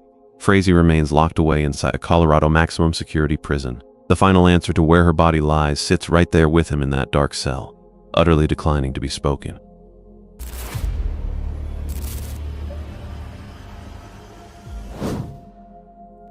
July 2nd, 1938, Rocky Mountain National Park, located in Colorado. The Ballhart family had just driven out to Estes Park, looking for a simple vacation of fishing and hiking. Well, it was the exact kind of trip families frequently took during the summer when the mountains were lushly green and the air was perfectly clear. Alfred was 3 years old at the time. Actually, some historical sources state he was 4. The official records are heavily disputed. Either way, he was exceptionally small. He was blonde. He was also known to drift toward the back of the group whenever they walked. That specific detail fundamentally matters, because on a dirt trail running alongside Fall River, positioned in a narrow corridor of dense conifer brush and extremely fast mountain water, that is exactly what he did. He drifted back. And then he was completely gone. His shocked parents abruptly turned around to look. The trail behind them sat entirely empty. There was no sound, not a single splash, just a thin dirt path threading through the massive trees, nothing at the end of it. So the massive search that immediately followed became one of the largest ever mounted in Rocky Mountain National Park at that specific time. Rangers literally dammed Fall River and dragged the silty bottom of it. The primary assumption being that a toddler had stumbled in and been swept violently under the current, you know? They found absolutely nothing. Not a lost shoe, not a torn piece of clothing. Bloodhounds were eventually brought in to assist the growing effort. Now, here is the truly critical detail. The dogs followed a scent trail for exactly 500 feet before they completely stopped. Not at the rushing water, not at a steep cliff edge. They stopped directly in the exact middle of the trail. And they stopped cold. They would not move forward. Within mere days, the desperate search had grown to 150 men, which notably included volunteers from the Civilian Conservation Corps. They heavily combed the deep forest. They checked every available drainage pipe and rigorously surveyed the creek banks miles downstream. For 10 solid days, they tirelessly searched the wilderness. On day 10, they finally gave in. The official governmental position became what it had been from the very start.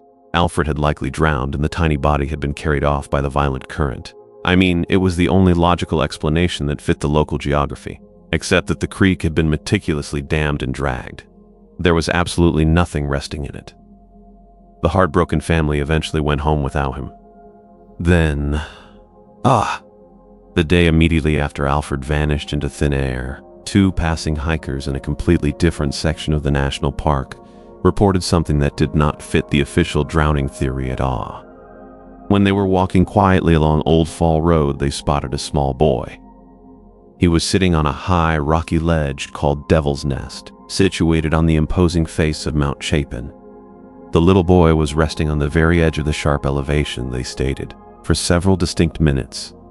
And then they described the haunting event this way. He was jerked back, not by his own physical movement. He was forcefully jerked back by someone lurking off to the side, someone the frightened hikers could not see clearly from their distant vantage point. They quickly contacted park officials. Search teams were quickly sent up to the high cliff top. Absolutely nothing was found. This is precisely where it stops being a normal tragedy and morphs into something else entirely. Devil's Nest is practically inaccessible to a 3-year-old traveling on foot. It is definitely not a place a wandering toddler reaches by mere accident. Basically, for Alfred Beilhardt to be located on that isolated ledge, an adult had to intentionally take him there. And someone was standing quietly just outside the hiker's line of sight, physically pulling him back from the deadly drop.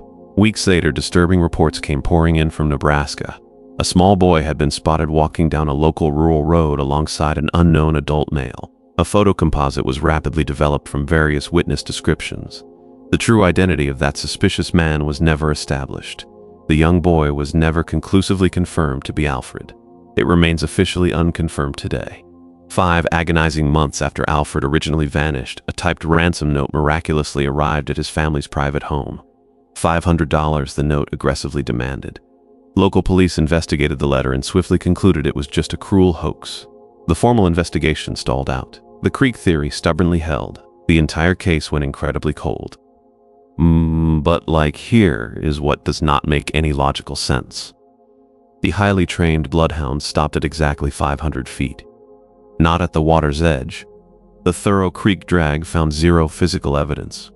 The sole sighting that produced a specific geographic location put Alfred somewhere no toddler ever goes alone, accompanied by someone no investigator could ever identify.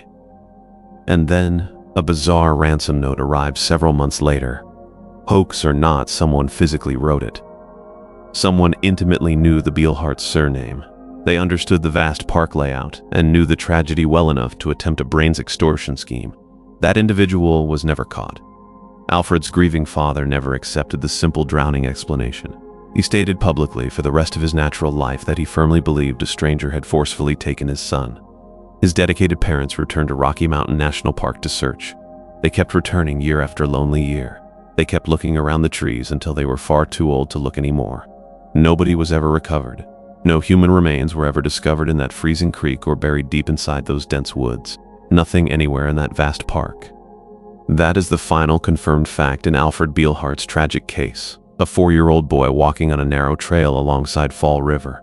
Police bloodhounds that abruptly stopped for no apparent reason. A shadowy figure stand on a cliff top no child could safely reach. And 86 long years of utter silence.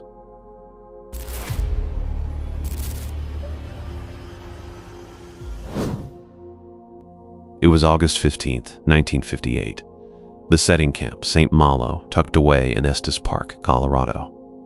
This specific Catholic youth camp sat right on the boundary of Rocky Mountain National Park, way in the foothills at an elevation of roughly 7,500 feet.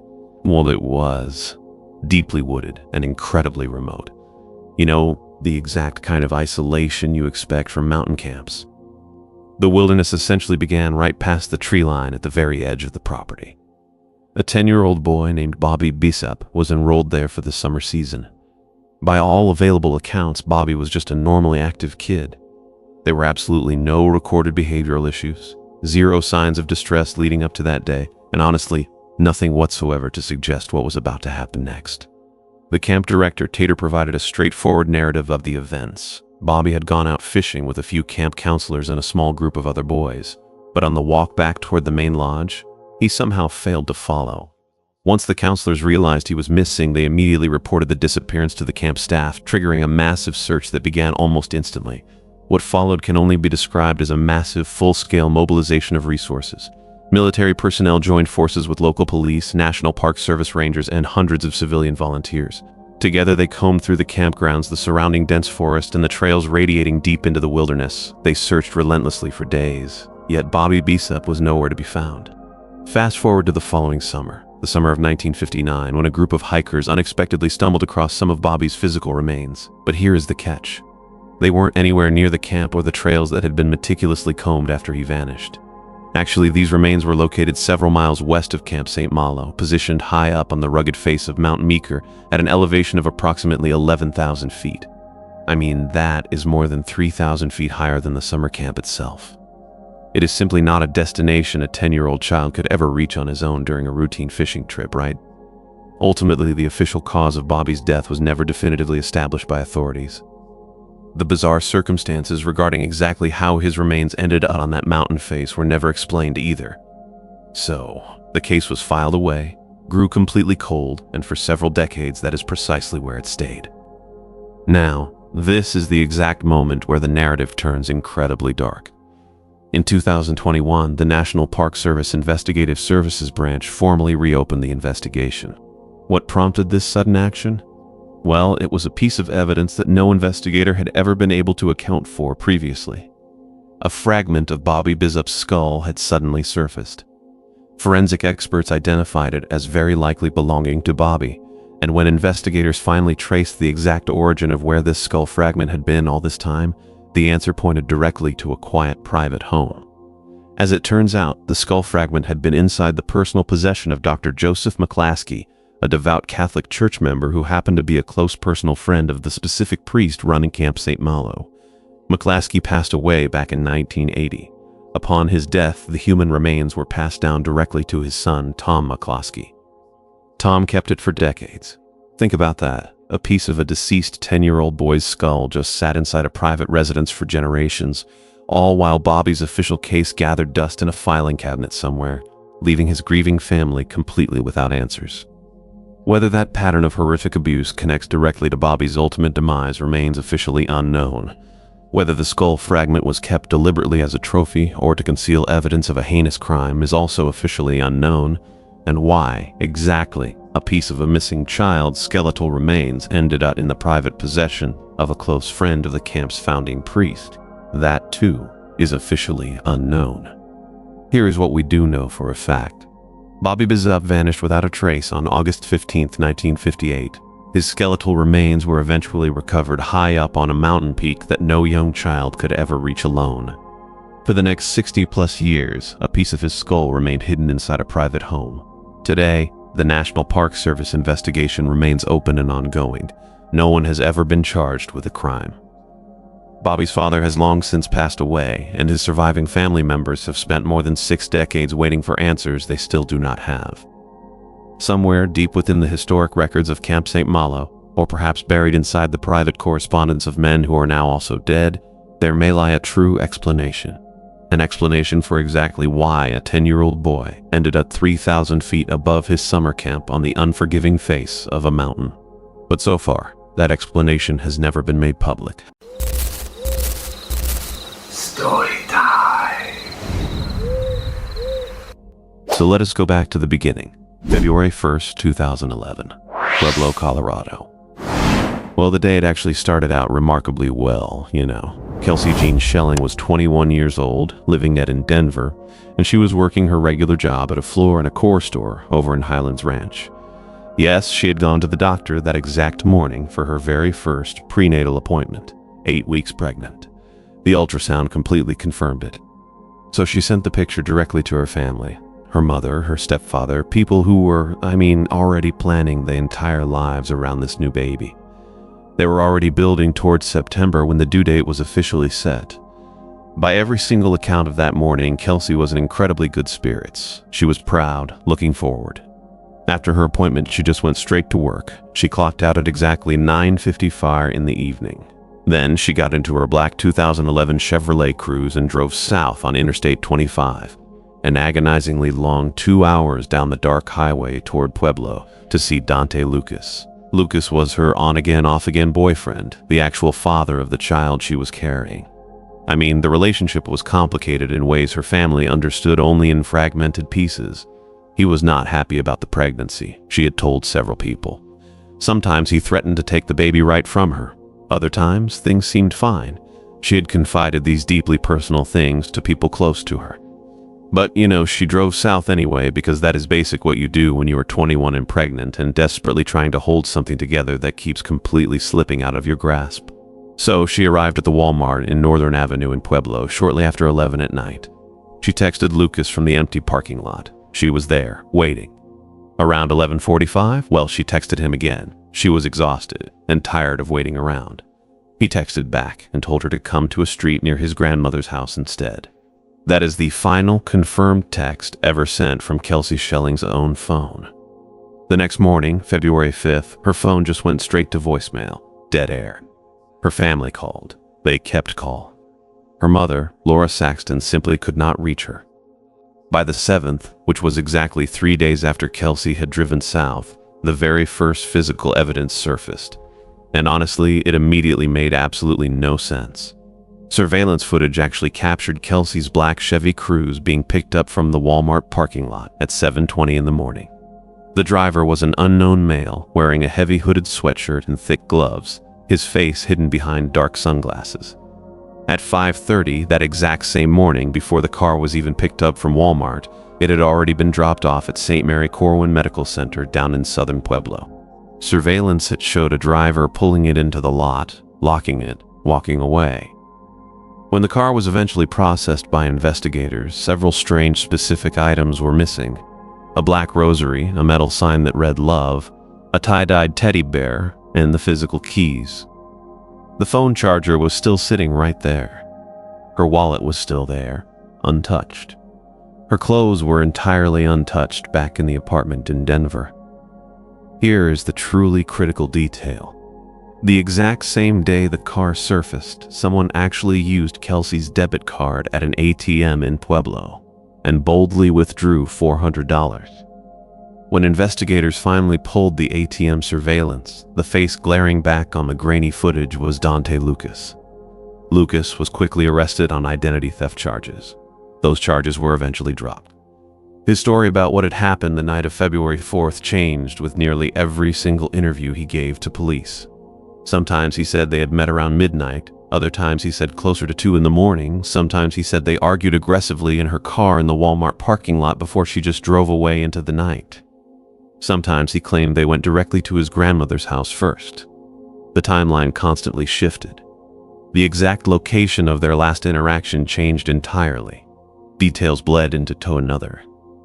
But in every single version he told, Kelsey left entirely on her own, and he had absolutely nothing to do with whatever came next, right? Her phone battery completely died on February 7th. After that point, there was zero activity on her bank accounts, no movement whatsoever on her social media, and absolutely no contact with anyone. She had left her apartment in Denver exactly as it was. Nothing packed, nothing removed. There was no indication at all she had planned to go anywhere beyond a single, simple overnight visit down to Pueblo. Kelsey Schelling was never seen again. The investigation that followed moved agonizingly slowly, far too slowly according to Kelsey's devastated family. The Pueblo Police Department was the lead agency, and in those painful early weeks, the response just felt entirely inadequate to the people who truly loved her. Laura Saxton described walking nearly every single street in Pueblo herself in those first months, physically covering ground on foot because she simply did not trust that it was being covered in any other meaningful way. She organized search efforts. She talked to anyone who would listen to her pleas. She kept the case highly visible at a time when it would have been incredibly easy for it to slip quietly into the massive backlog of missing persons files that agencies constantly carry and rarely revisit. In 2017, the family filed a civil lawsuit against Dante Lucas, members of his immediate family, and the Pueblo Police Department, directly citing the controversial way the early investigation had been handled. The lawsuit contained fragmented pieces of the official police record, text messages between Kelsey and Lucas in the days right before she drove south, details about the various welfare checks officers had conducted, and timelines intricately reconstructed from cellular phone data. It was one of the only public documents that gave the public any real window into what investigators actually knew at the time. The suit was later dropped, but not before it had put certain alarming facts into the public record that the department had not released on its own. One of those strange details came from a co-worker of Kelsey's at the Florin Decor store. About 6 months before Kelsey disappeared, she had abruptly failed to show up for a scheduled shift. When her colleagues finally managed to reach her, she told them she could not come in because she had deep bruises on her neck. She said her father had strangled her. Investigators thoroughly looked into it.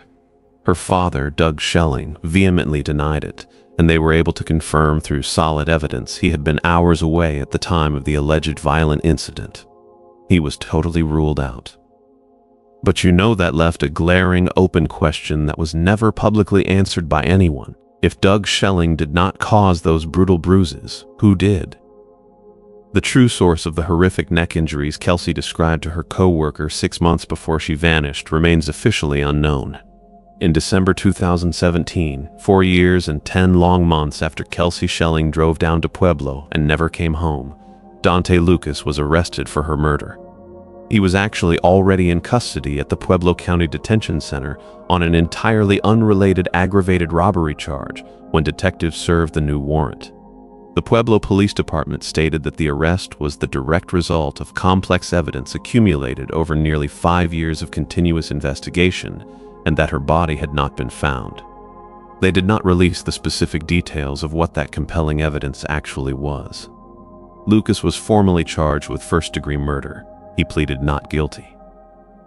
The trial finally proceeded in early 2021. The lead Colorado Bureau of Investigation investigator who had deeply worked the case testified that in his professional assessment, Kelsey had been strangled, a method that would perfectly explain why no murder weapon was ever recovered and why absolutely no blood evidence had been found at any location connected to Lucas. The prosecution's main theory was that Lucas had intentionally lured Kelsey to Pueblo with the dark intention of killing her, knowing all about the pregnancy and completely unwilling to be bound to it forever. The bizarre car staging at St. Mary Corwin Hospital, driven there by an unidentified male long before it was picked up from Walmart, heavily suggested that at least one other person may have been involved in the dark hours after Kelsey's death, though the identity of that shadowy individual has never been publicly confirmed. In March 2021, Dante Lucas was convicted of first-degree murder, and as the strict sentence was mandatory, he received life in prison without the possibility of parole. Kelsey's mother stood tall in that courtroom and finally received the outcome she had spent 8 exhausting years working toward, but it was not what she had truly wanted. What she had wanted was her daughter, because, well, here's the terrible thing. The conviction did not change the painful fact that Kelsey Schelling's body has never been found. Searches of multiple properties connected to Lucas, including a massive excavation of the backyard of a home he had previously lived at, an expensive operation that involved heavy industrial equipment, and the complete removal of a large tree produced absolutely no human remains. A search of a nearby open field produced no remains. The Colorado Bureau of Investigation eventually joined the massive effort, and even the Federal Bureau of Investigation threw heavy resources at the case. Across so many years of intense investigation, with a convicted murderer who undoubtedly knows the answer sitting rotting in a prison cell, no one has found Kelsey. Her mother, Laura Saxton, used the crushing grief of that tragic fact to build something lasting. She created Colorado Missing Persons Day, an annual recognition of families still desperately waiting for answers, still searching. Families carrying the unbelievable weight of a case that technically has a legal verdict but still has no ending. The bench at Pueblo City Park near the playground has Kelsey's name carved right on it.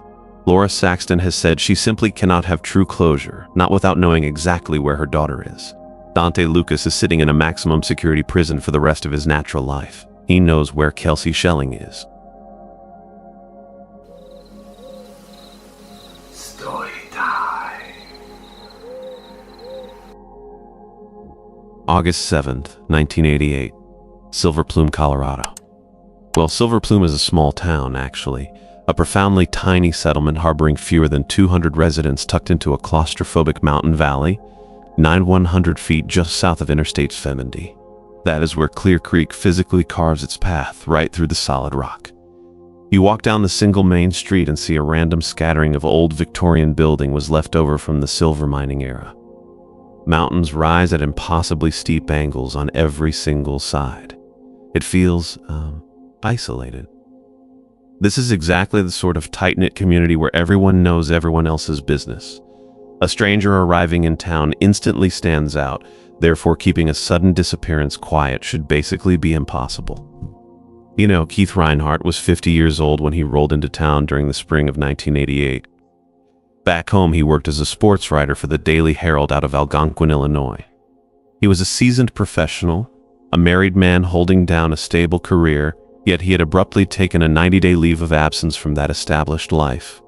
Friends often described Reinhardt as a bit of a free spirit, someone who occasionally just needed open space. He apparently found something deeply resonant up in those mountains, something he could not locate anywhere else in the world. So Reinhardt set himself up in the drafty back quarters of an abandoned Catholic church positioned right on the edge of town. To cover his daily expenses, he sold matted photographs. More importantly, he was actively writing a novel. The subject of that novel was Tom Young. Young previously operated a bookstore in Silver Plume before he vanished without warning in September 1980, less than a full year prior to Reinhardt's arrival. Searchers eventually found Young's decomposed body, along with the remains of his dog, in July 1988 just outside the town limits. Both man and animal had been shot directly in the head. Officially, authorities ruled Young's death a suicide. The dog's execution, however, was never adequately explained. Nobody has ever publicly accounted for why a suicidal man would execute his own pet first, nor has anyone adequately explained how that official ruling actually stood without further scrutiny. Reinhardt was literally working right out of Young's former storefront upon arriving in Silver Plume. He developed a deep fascination with Young's bizarre story, interested enough to construct an entire fictionalized narrative around the tragedy. Then, exactly 1 week after police recovered Young's body, everything changed. On August 7th, 1988, Keith Reinhardt left for a hike. He explicitly told locals he was heading toward the summit of Pendleton Mountain. That specific trail aggressively climbed south of Interstate 70 into steep, densely forested terrain well above the tree line. He wore entirely casual clothing for the trek. Gym shoes, not rugged hiking boots. He carried absolutely no survival gear or two-way radio. Basically no equipment beyond what a person might bring on a brief, warm-weather stroll. He fully expected to return by dinner. He did not come back. The rescue search commencing on August 8th was massive. Authorities deployed hundreds of eager volunteers alongside professional trackers across the brutal terrain surrounding Silver Plume and the Pendleton Mountain corridor. Helicopters and air resources were called in. Ground teams meticulously worked the treacherous slopes utilizing highly organized grids. By the time officials suspended the active search on August 14th, crews had logged over 10,000 man-hours. I mean, that is not a small token search effort. That represents one of the most intensive, comprehensive rescue operations a missing persons case could ever possibly receive. Yet they found absolutely nothing. Not a torn piece of clothing, not a single misplaced footprint extending beyond the initial trailhead. They discovered no physical object whatsoever that could be definitively linked to Keith Reinhardt. During a massive search operation covering 10,000 man-hours of terrain inside a highly concentrated mountain valley, there was no physical trace. Zero. Now, this is exactly where the entire case turns extraordinarily dark, because here is the chilling reality you have to hold in your mind, while at once, two men connected to the exact same commercial storefront in a tiny town boasting a population under 200 people mysteriously vanished, or died in back-to-back years. Young's body turns up shot in the head. Suicide, they say, accompanied by an entirely unexplained second death, his loyal dog lying right alongside him. Then Reinhardt inexplicably disappears, 1 week after Young's corpse is finally discovered, all while he is actively writing a novel about Young's initial disappearance. And Reinhardt leaves no physical trace whatsoever despite a search operation that completely dwarfs what most missing person cases ever receive. Right, the timing is the deeply unsettling part. 1 single week. Young's remains are discovered in July 1988. Reinhardt is subsequently gone by August 7th. Whether that incredibly tight time frame actually means anything or whether these two bizarre cases are genuinely connected in any tangible way remains officially unknown. The Clear Creek County Sheriff's Office still currently classifies the Reinhardt disappearance as an open case. In 1990, the television program Unsolved Mysteries aired a full broadcast covering both Young and Reinhardt. It generated 0 confirmed leads. Keith Reinhardt has never been located. No skeletal remains, no discarded gear, no logical explanation. A man wearing casual gym shoes embarking on a brief day hike in a small valley simply ceased to exist, surrounded by hundreds of people who were actively looking for him within 24 hours. Years later, his son hiked up and placed a memorial plaque somewhere hidden within the sprawling Rocky Mountains. The bronze inscription features his father's own poetic words. "I want to wander till I die with the mountains as my living room, my only roof the sky." That manuscript Keith Reinhardt was writing about calm Young, the local man who originally disappeared from Silver Plume, the man whose body came back bearing a fatal gunshot wound, whose dog came back shot right alongside him. Well, that novel was never finished. It sits abandoned and incomplete somewhere in a dusty file, if it even still exists at all today. A haunting story about a man who vanished, written by a man who vanished in the very same town, from the exact same storefront, exactly 1 year apart. Story time. September 20th, 2022. We are in Rocky Mountain National Park, Colorado, while the North Inlet Trailhead sits right on the western edge of the park just outside Grand Lake. It's the exact point where the asphalt ends, where the paved road simply stops and the brutal backcountry begins in earnest. Basically, it is not a trailhead for anyone who is uncertain about what they are walking into. The terrain from that starting point climbs steadily eastward. It forces you through dense subalpine forest, pushes past the tree line into the raw open tundra, and then it commits fully to the exposed high country. This is where the Continental Divide runs like a jagged spine along the park's central interior. At that elevation, way above 12,000 feet, the landscape changes its terms completely. The trail markers thin out. They vanish. The wind is constant, absolute. The distance between a manageable afternoon and a life-threatening situation, it compresses to the exact width of a moving weather front, right? An experienced mountaineer named Chad Palanche understood this reality. He was 49 years old, came from Fort Collins, and was a seasoned trail runner with extensive marathon experience. He also had a documented history of navigating technical, punishing routes across Colorado's high country. The plan he mapped out for September 20th was ambitious, to say the least. A 28-mile trek from west to east. He was going from the North Inlet Trailhead all the way to the Bear Lake area, crossing directly over the Continental Divide through the park's isolated interior. He had not actually run this specific route before, but the individual components, specific trail systems, the harsh terrain types, the divide crossing itself, were well within the range of what a runner of his background and elite fitness would approach as a serious, achievable objective. He wasn't underprepared. He wasn't being reckless. He was just attempting something incredibly hard. So he parked his vehicle at the North Inlet trailhead and set out alone into the park. The first digital footprint, a text message, came from near Mount Alice. Now, Mount Alice sits deep within the Wild Basin section of the park's southern interior at just over 13,000 feet, way 8, far above the tree line in that completely exposed high country. This is where the route would force him across its most brutal terrain before he could even begin the long descent toward the eastern side. But that text placed Palanche alive. He was moving at a highly specific location. He was en route. He was making progress. The second text came later. It placed him approximately 7 miles from the Bear Lake area on the east side, final stretch of the grueling route, the closing segment right before his final endpoint. And after that second text, there was nothing. Complete silence. He did not arrive at Bear Lake. His vehicle remained abandoned back at the North Inlet trailhead. Family contact was made.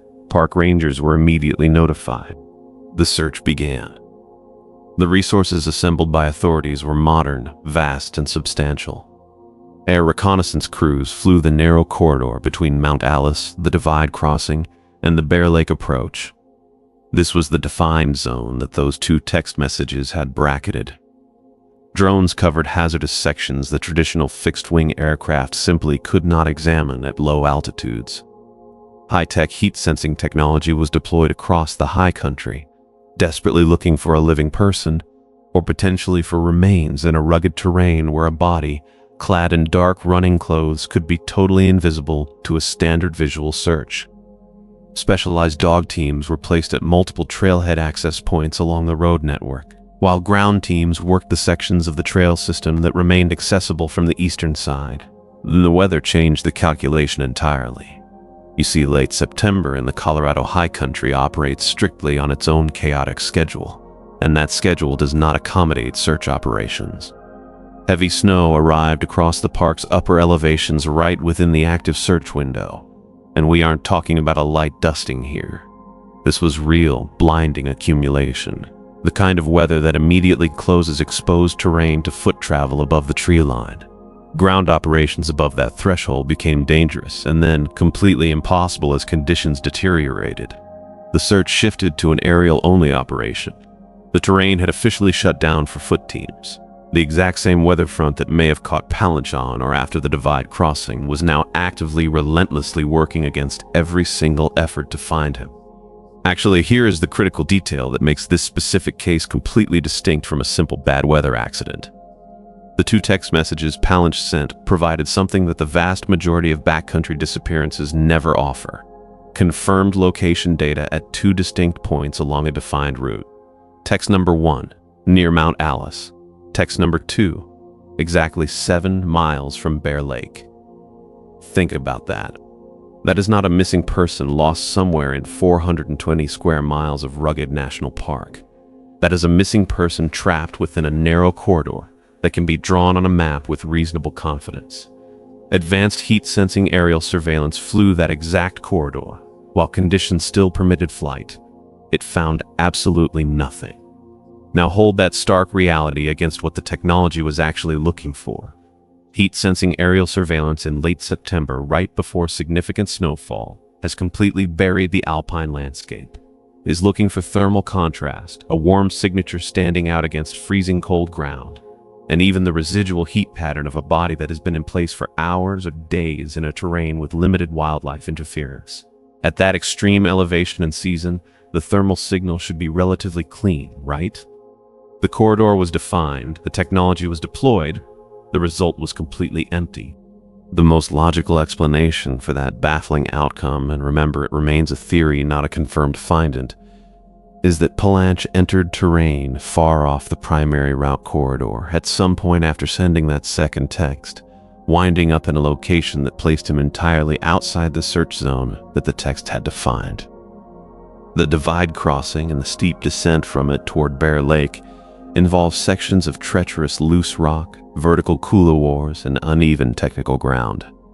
Those are environments that lightweight trail running shoes navigate very differently than heavy mountaineering boots. A sudden fall in that terrain, a severely twisted ankle, a rock slide shifting underfoot, or a simple slip on frost-covered rock in deteriorating conditions could produce an acute injury, an injury that stops forward movement entirely. And at that altitude, overnight exposure without shelter is simply not survivable. Or perhaps the severe weather arrived much faster than the timeline suggests, catching him completely exposed on the open ridgeline before he could descend to sheltered forest terrain. Late September on the Continental Divide in Rocky Mountain National Park is a place where temperatures can plummet 30 degrees in under 2 hours, and howling wind can make standing upright nearly impossible. A trail runner move at a fast pace generates immense body heat, heat that easily masks the early insidious stages of hypothermia until forward movement completely stops. When it stops, well, the math changes very quickly. What exactly happened to Chad Palanche in the hours following his second text remains completely unknown. The corridor between that final confirmed location and his intended endpoint at Bear Lake holds the answer. It is a specific, finite piece of geography, not infinite, and certainly not unknowable in principle. But in practice, the brutal winter that immediately followed the act of search closed it off entirely. Rocky Mountain National Park received a staggering 15 feet of snow in the season that followed September 28, 2023. The high country above the tree line, that divide crossing, the steep couloirs on the eastern descent, and the exposed tundra sections of the route all went deep under that massive accumulation. They stayed under it through the dead of winter. Whatever the terrain holds from that fateful afternoon, it held it tight through 14 feet of packed snow and an entire punishing Colorado winter.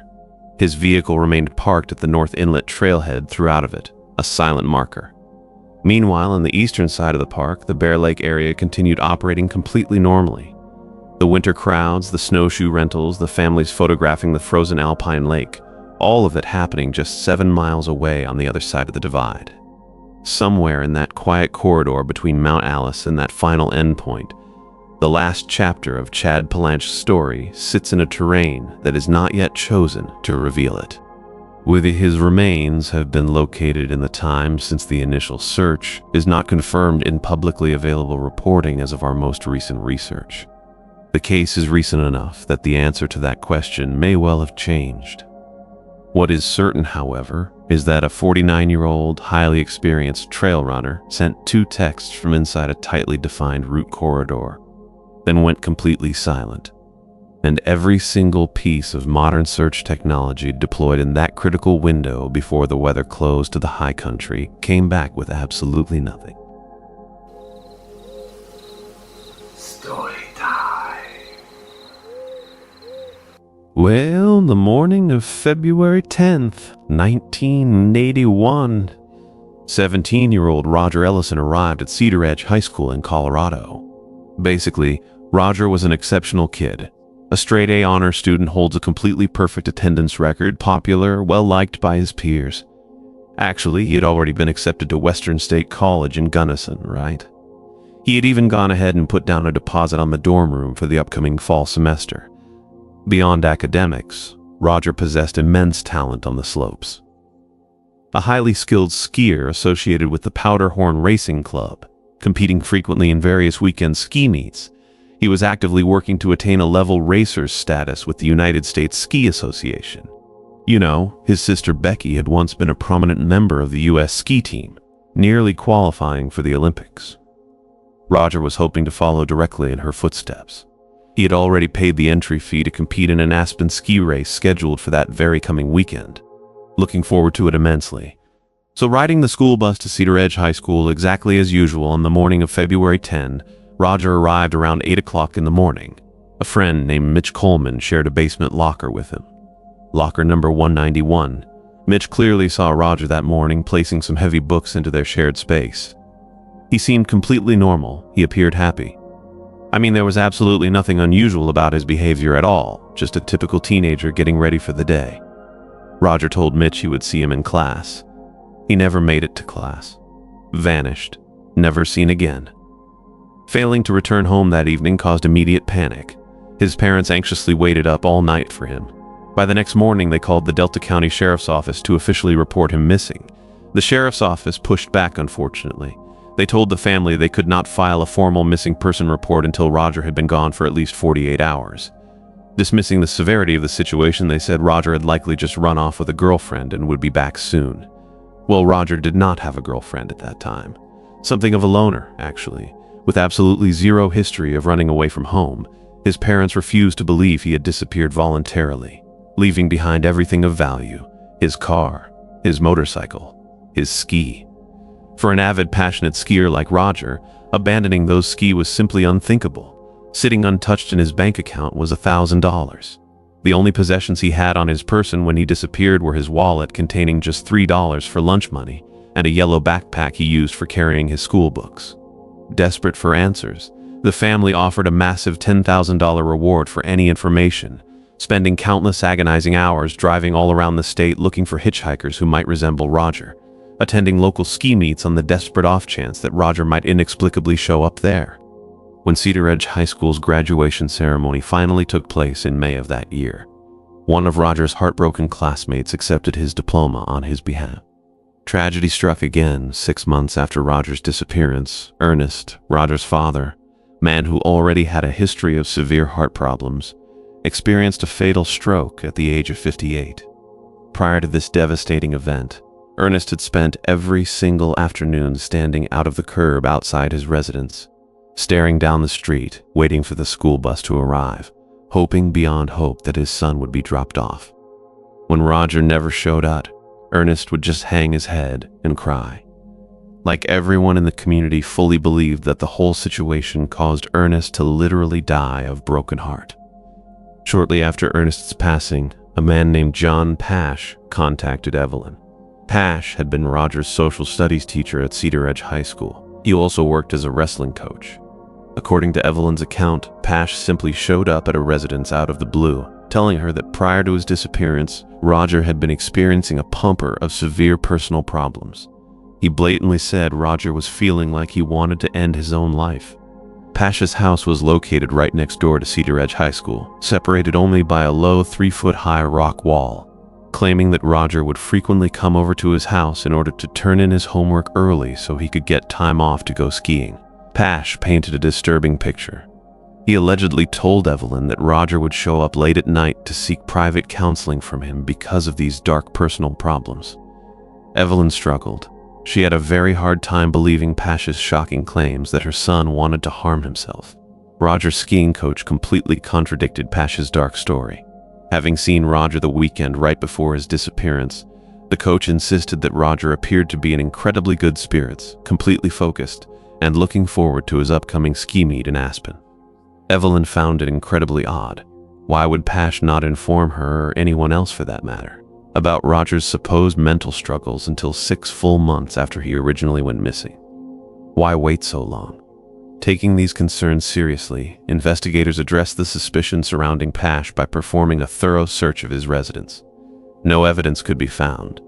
Eventually, Pash would sell his house and permanently move away to California in 1984, struggling with profound depression and a deteriorating heart condition. Evelyn spent the very last years of her life in quiet mourning. On February 9, 1992, just one single day before the tragic 11-year anniversary of Roger's disappearance, she passed away at the age of 70. Right before her death, Delta County Sheriff Bill Blair made a solemn promise to Evelyn, swearing that he would absolutely not give up his pursuit to find out what happened to her son. Fast forward to March of 1995, the Delta County Sheriff's Office received a highly unusual tip from one of Roger's former classmates, claiming that shortly after Roger went missing, he had explicitly seen Pash digging deep in his yard. When the student asked what he was doing out there, Pash casually said that he was transplanting roses. The student found this deeply odd. It was still the dead of winter, certainly not the ordinary expected time of year for outdoor gardening. By this point in time, Pash had already sold his house to the Delta County Coroner. The coroner had since turned the property into a functioning mortuary. Securing official permission to perform a dig, the sheriff's office took action, teaming up with the specialized grave investigation team called NecroSearch International. They brought in ground-penetrating radar, detecting 4 distinct anomalies in the yard and 2 troubling anomalies underneath a concrete floor in the garage. A heavy backhoe was used to aggressively excavate a section of the yard, but no evidence was found. Ultimately, a controversial decision was made not to dig up the garage. Then in June of 1998, a dying man made sudden contact with investigators from the Delta County Sheriff's Office, wanting to make a deathbed confession to finally clear his guilty conscience. According to this specific witness, back in the early spring of 1981, he had been out illegally poaching for deer alongside another man in a dense forest located northwest of Cedar Edge. He said they accidentally came across a terrified young man, hands tied tight with a white cord held at gunpoint by another unknown man. Shortly after the two poachers cowardly fled the scene, they heard the unmistakable sound of gunshots. Looking through a police photo lineup, the witness picked out Roger, identifying him as the bound young man he saw in those woods. After willingly agreeing to take a polygraph test, he passed without issue. Tracking down the second poacher who had allegedly witnessed this chilling event, investigators soon spoke to him. He corroborated the dying witness's story completely. A massive physical search was performed in the remote wooded area where this violent incident supposedly took place. However, it failed to turn up any human remains or tangible physical evidence to suggest that foul play had genuinely taken place there. It has been publicly stated that both witnesses confidently identified Roger's armed captor as a man who had since left the state of Colorado. Investigators have never officially confirmed his true identity. Years later, one specific investigator floated a completely different theory, publicly stating that Roger's disappearance might have been over a bad cocaine deal, suggesting that Roger had absconded with illegal money and given it directly to his friends. Roger's family vehemently denied this, having absolutely no knowledge of Roger ever being involved in the drug trade. Honestly, there is zero hard evidence to support this wild theory. Adding to the confusion, it has also been reported that Roger was seen standing outside Cedar Edge High School with two older, totally unidentified men. Either the week right before he went missing or on the very same morning, he permanently vanished. In 2010, Cedar Edge High School underwent an extensive floor-to-ceiling renovation in order to transition the building into an elementary school, offering a glimmer of hope that tearing down walls might finally unearth new evidence to shed light on exactly what happened to Roger. Nothing was found. After more than 44 long, painful years, we still have absolutely no conclusive answers about what actually happened to Roger Ellison. Passing away without ever knowing what happened to their son, both of his parents went to their graves with broken hearts. Roger Ellison simply vanished from his high school in the middle of the bright day. No one knows why. If you have any information whatsoever about Roger Ellison's tragic disappearance, please contact the Delta County Sheriff's Office at Story time. On June 21, 2004, a 55-year-old man named Eugene Fish, known affectionately as Gene to his close friends and family, completely disappeared from his private residence located in rural Cannon City, Colorado. Gene actually had an incredibly impressive, extensive professional career.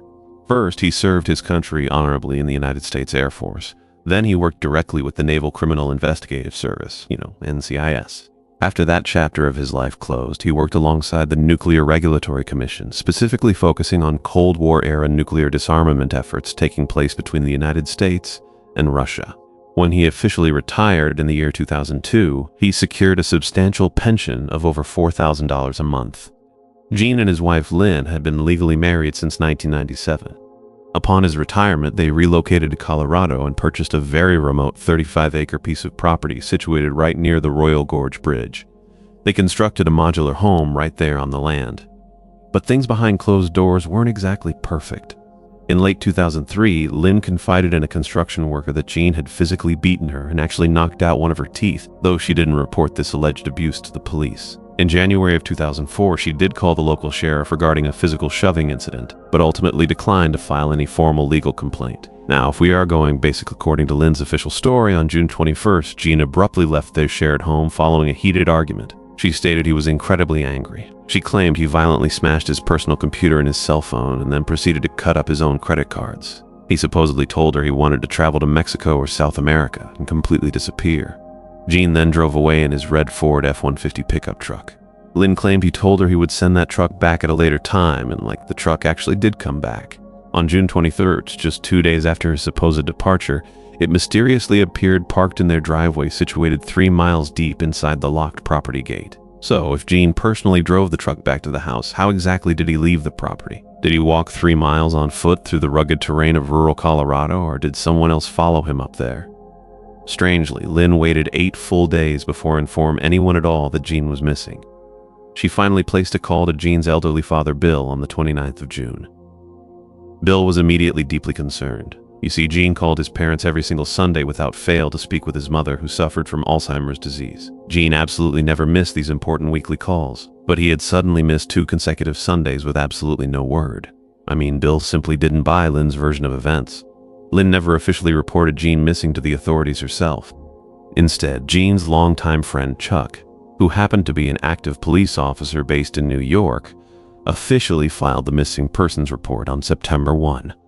That was more than 2 whole months later. When investigators finally started thoroughly looking into the case, they found Gene hadn't accessed his pension funds at all, but Lynn was now actively collecting that money.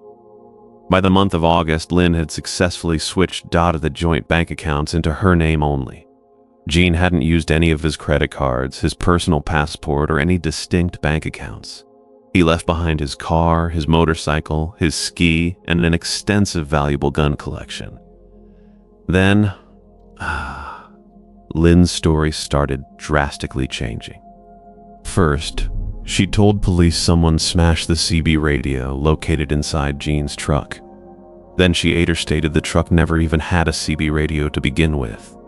She claimed there was only one single key associated with the truck. Then she admitted she used spare keys found inside the house. She initially said Gene took $8,000 in cash, then revised it to $2,500, then $20,000, and finally settled on $25,000. The local trash hauler reported that nobody put any smashed electronics into the dumpster like Lynn had explicitly claimed, but he did distinctly remember finding a blue canvas bag filled with empty gun holsters. Lynn told a nearby neighbor she was far too scared to ever touch Gene's firearms, but Gene had previously told his father he had specifically bought Lynn her very own gun and personally taught her how to shoot it. When a hired contractor asked Lynn about Gene's whereabouts, she casually said he went back to New York.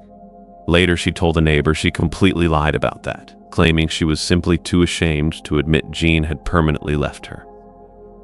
Then there is the bizarre issue of the mattress. In July of 2004, Lynn purchased a brand new mattress. It was just a mattress, absolutely no accompanying box spring. The local trash company stated definitively that no old mattress was ever thrown away or collected from the property. The furniture delivery company confirmed they didn't take away an old one either. So where exactly did it go? Investigator formally asked Lynn to take a polygraph examination. She initially agreed, but then completely refused to follow through. In 2007, Gene's parents filed a formal wrongful death lawsuit against Lynn and a neighbor who worked professionally as a backhoe operator. They legally alleged Lynn ended Gene's life and that the neighbor actively helped bury his remains. Unfortunately, the lawsuit was dismissed, but Gene's father tragically passed away at the age of 90. But right before he died, he established a dedicated trust fund to continuously finance the ongoing search for his son. Gene's mother passed away in 2009. Gene was designated as the sole heir to their entire estate, worth basically $500,000, but Gene has never been found to rightfully claim it. 20 years later, his substantial monthly pension continues to be collected by his wife. If you happen to have any credible information regarding Eugene Fish's disappearance, please immediately contact the Fremont County Sheriff's Office at 7194-765-555.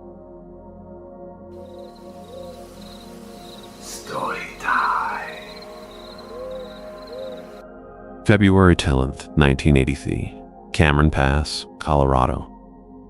The pass sits at an elevation of 10,276 feet, right on the northern edge of Rocky Mountain National Park. Up there, the winding road climbs straight through the Medicine Battle Mountains. The wind comes off those high peaks in heavy, relentless waves. In February, this is absolutely not a place that forgives mistakes. You know, the winter snowpack is extremely deep, slopes are intensely steep. The terrain above the tree line shifts constantly.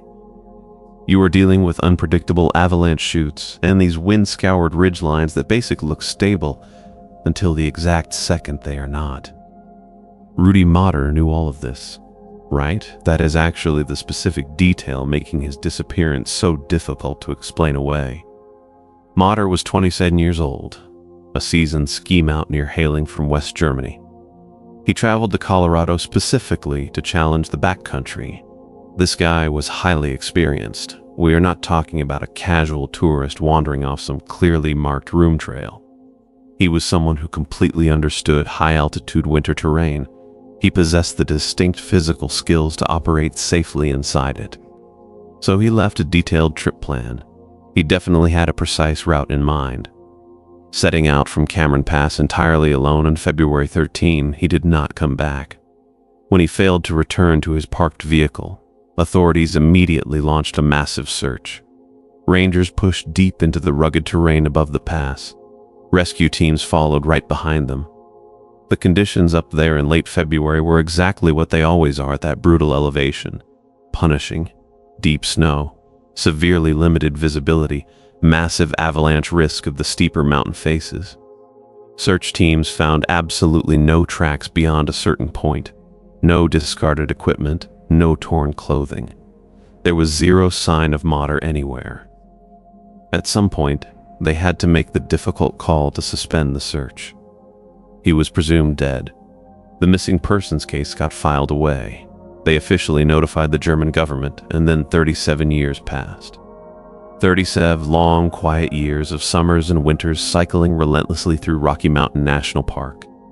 Millions of eager visitors came and went. Season and ranger patrols hiked the immediate area. Trail crews heavily worked those backcountry routes every single year. When the snow melted each spring, the Rudy Motter case essentially stayed open. Officially, the German government had never actually closed it, but nothing ever surfaced. No stray hiker stumbled across a random piece of his equipment. No intense snowmelt season revealed anything hidden on the steep slopes above Cameron Pass. For nearly 4 decades, the mountain kept him completely. Here is the critical defining detail. In August 2020, park rangers discovered skeletal remains. They were located in the exact general search zone where teams had originally looked back in 1983.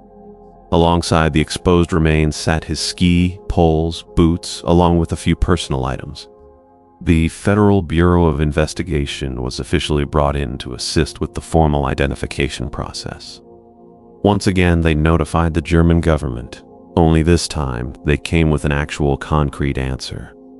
The remains were definitively confirmed as Rudy Motter's. Like the official position on his cause of death is that he likely died from exposure or a tragic fall. That position remains formally unconfirmed, meaning no definitive medical determination has been publicly released. What the unforgiving terrain strongly suggests, however, is simply this. Cameron Pass in February, solo above the barren tree line on steep slopes. The most probable explanation is that he was caught in something sudden, a massive slide, a violent fall perhaps resulting in an injury he simply could not recover from. The dense snowpack buried him in a location just slightly outside the main grid of the 1993 search corridor. They had been able to cover a massive area, but here is what does not make any logical sense. The zone where his remains were finally found had been searched during the original operation. Note just nearby. The exact same geographic zone, which means either the 1993 search simply missed something in those chaotic conditions, or Motter's remains were situated in a location completely inaccessible at the time.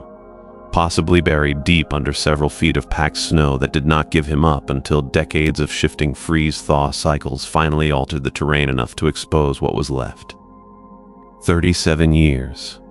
You know, the park was never closed to the public. It was never restricted.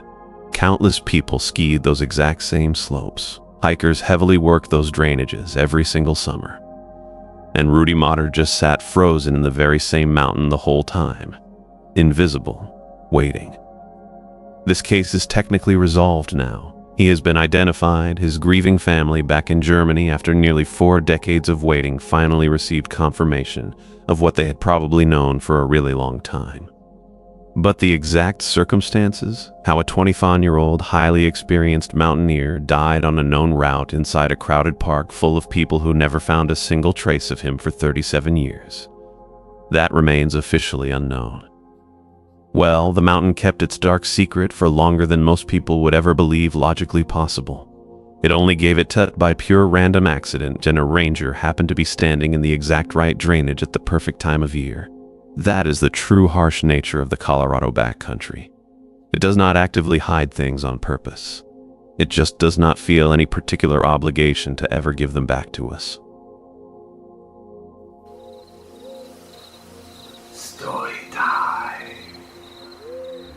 Well, on March 31st, 1983, 22-year-old Pamela Neal left work for her lunch break in Englewood, Colorado. It was right at 2 p.m. She worked as a bank teller at Key Savings and Loan. Actually, her apartment sat directly across the street, just a remarkably short walk. She walked 2 blocks to another bank to cash a check. Next, she stopped at a grocery store. She bought a lottery ticket and picked up some takeout food. Then she headed straight back to her apartment. Basically, she planned to eat a quiet lunch at home before returning for her afternoon shift. A completely normal routine. Pamela never made it back to work.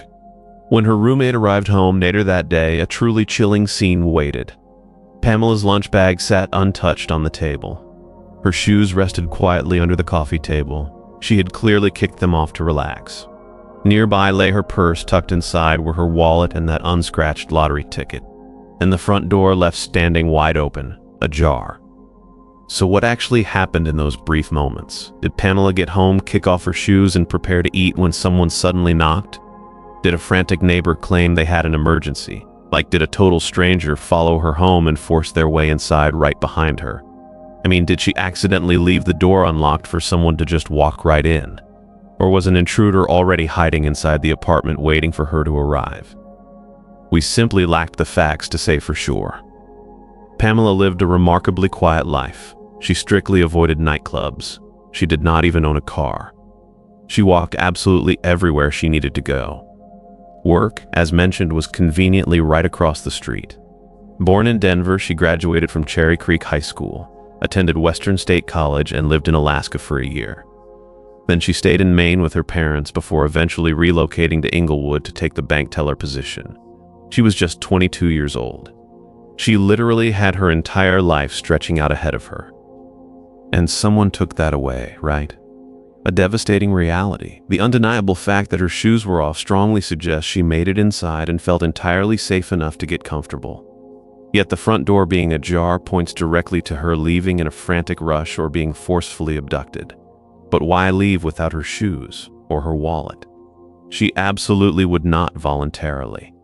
Never. Foul play is understandably heavily suspected. Over 40 years later, Pamela Neal remains missing without a single trace. Her family never got answers. They never got to bury her. They never saw any semblance of justice. If you hold any information regarding the tragic disappearance of Pamela Neal, please contact the Englewood Police Department.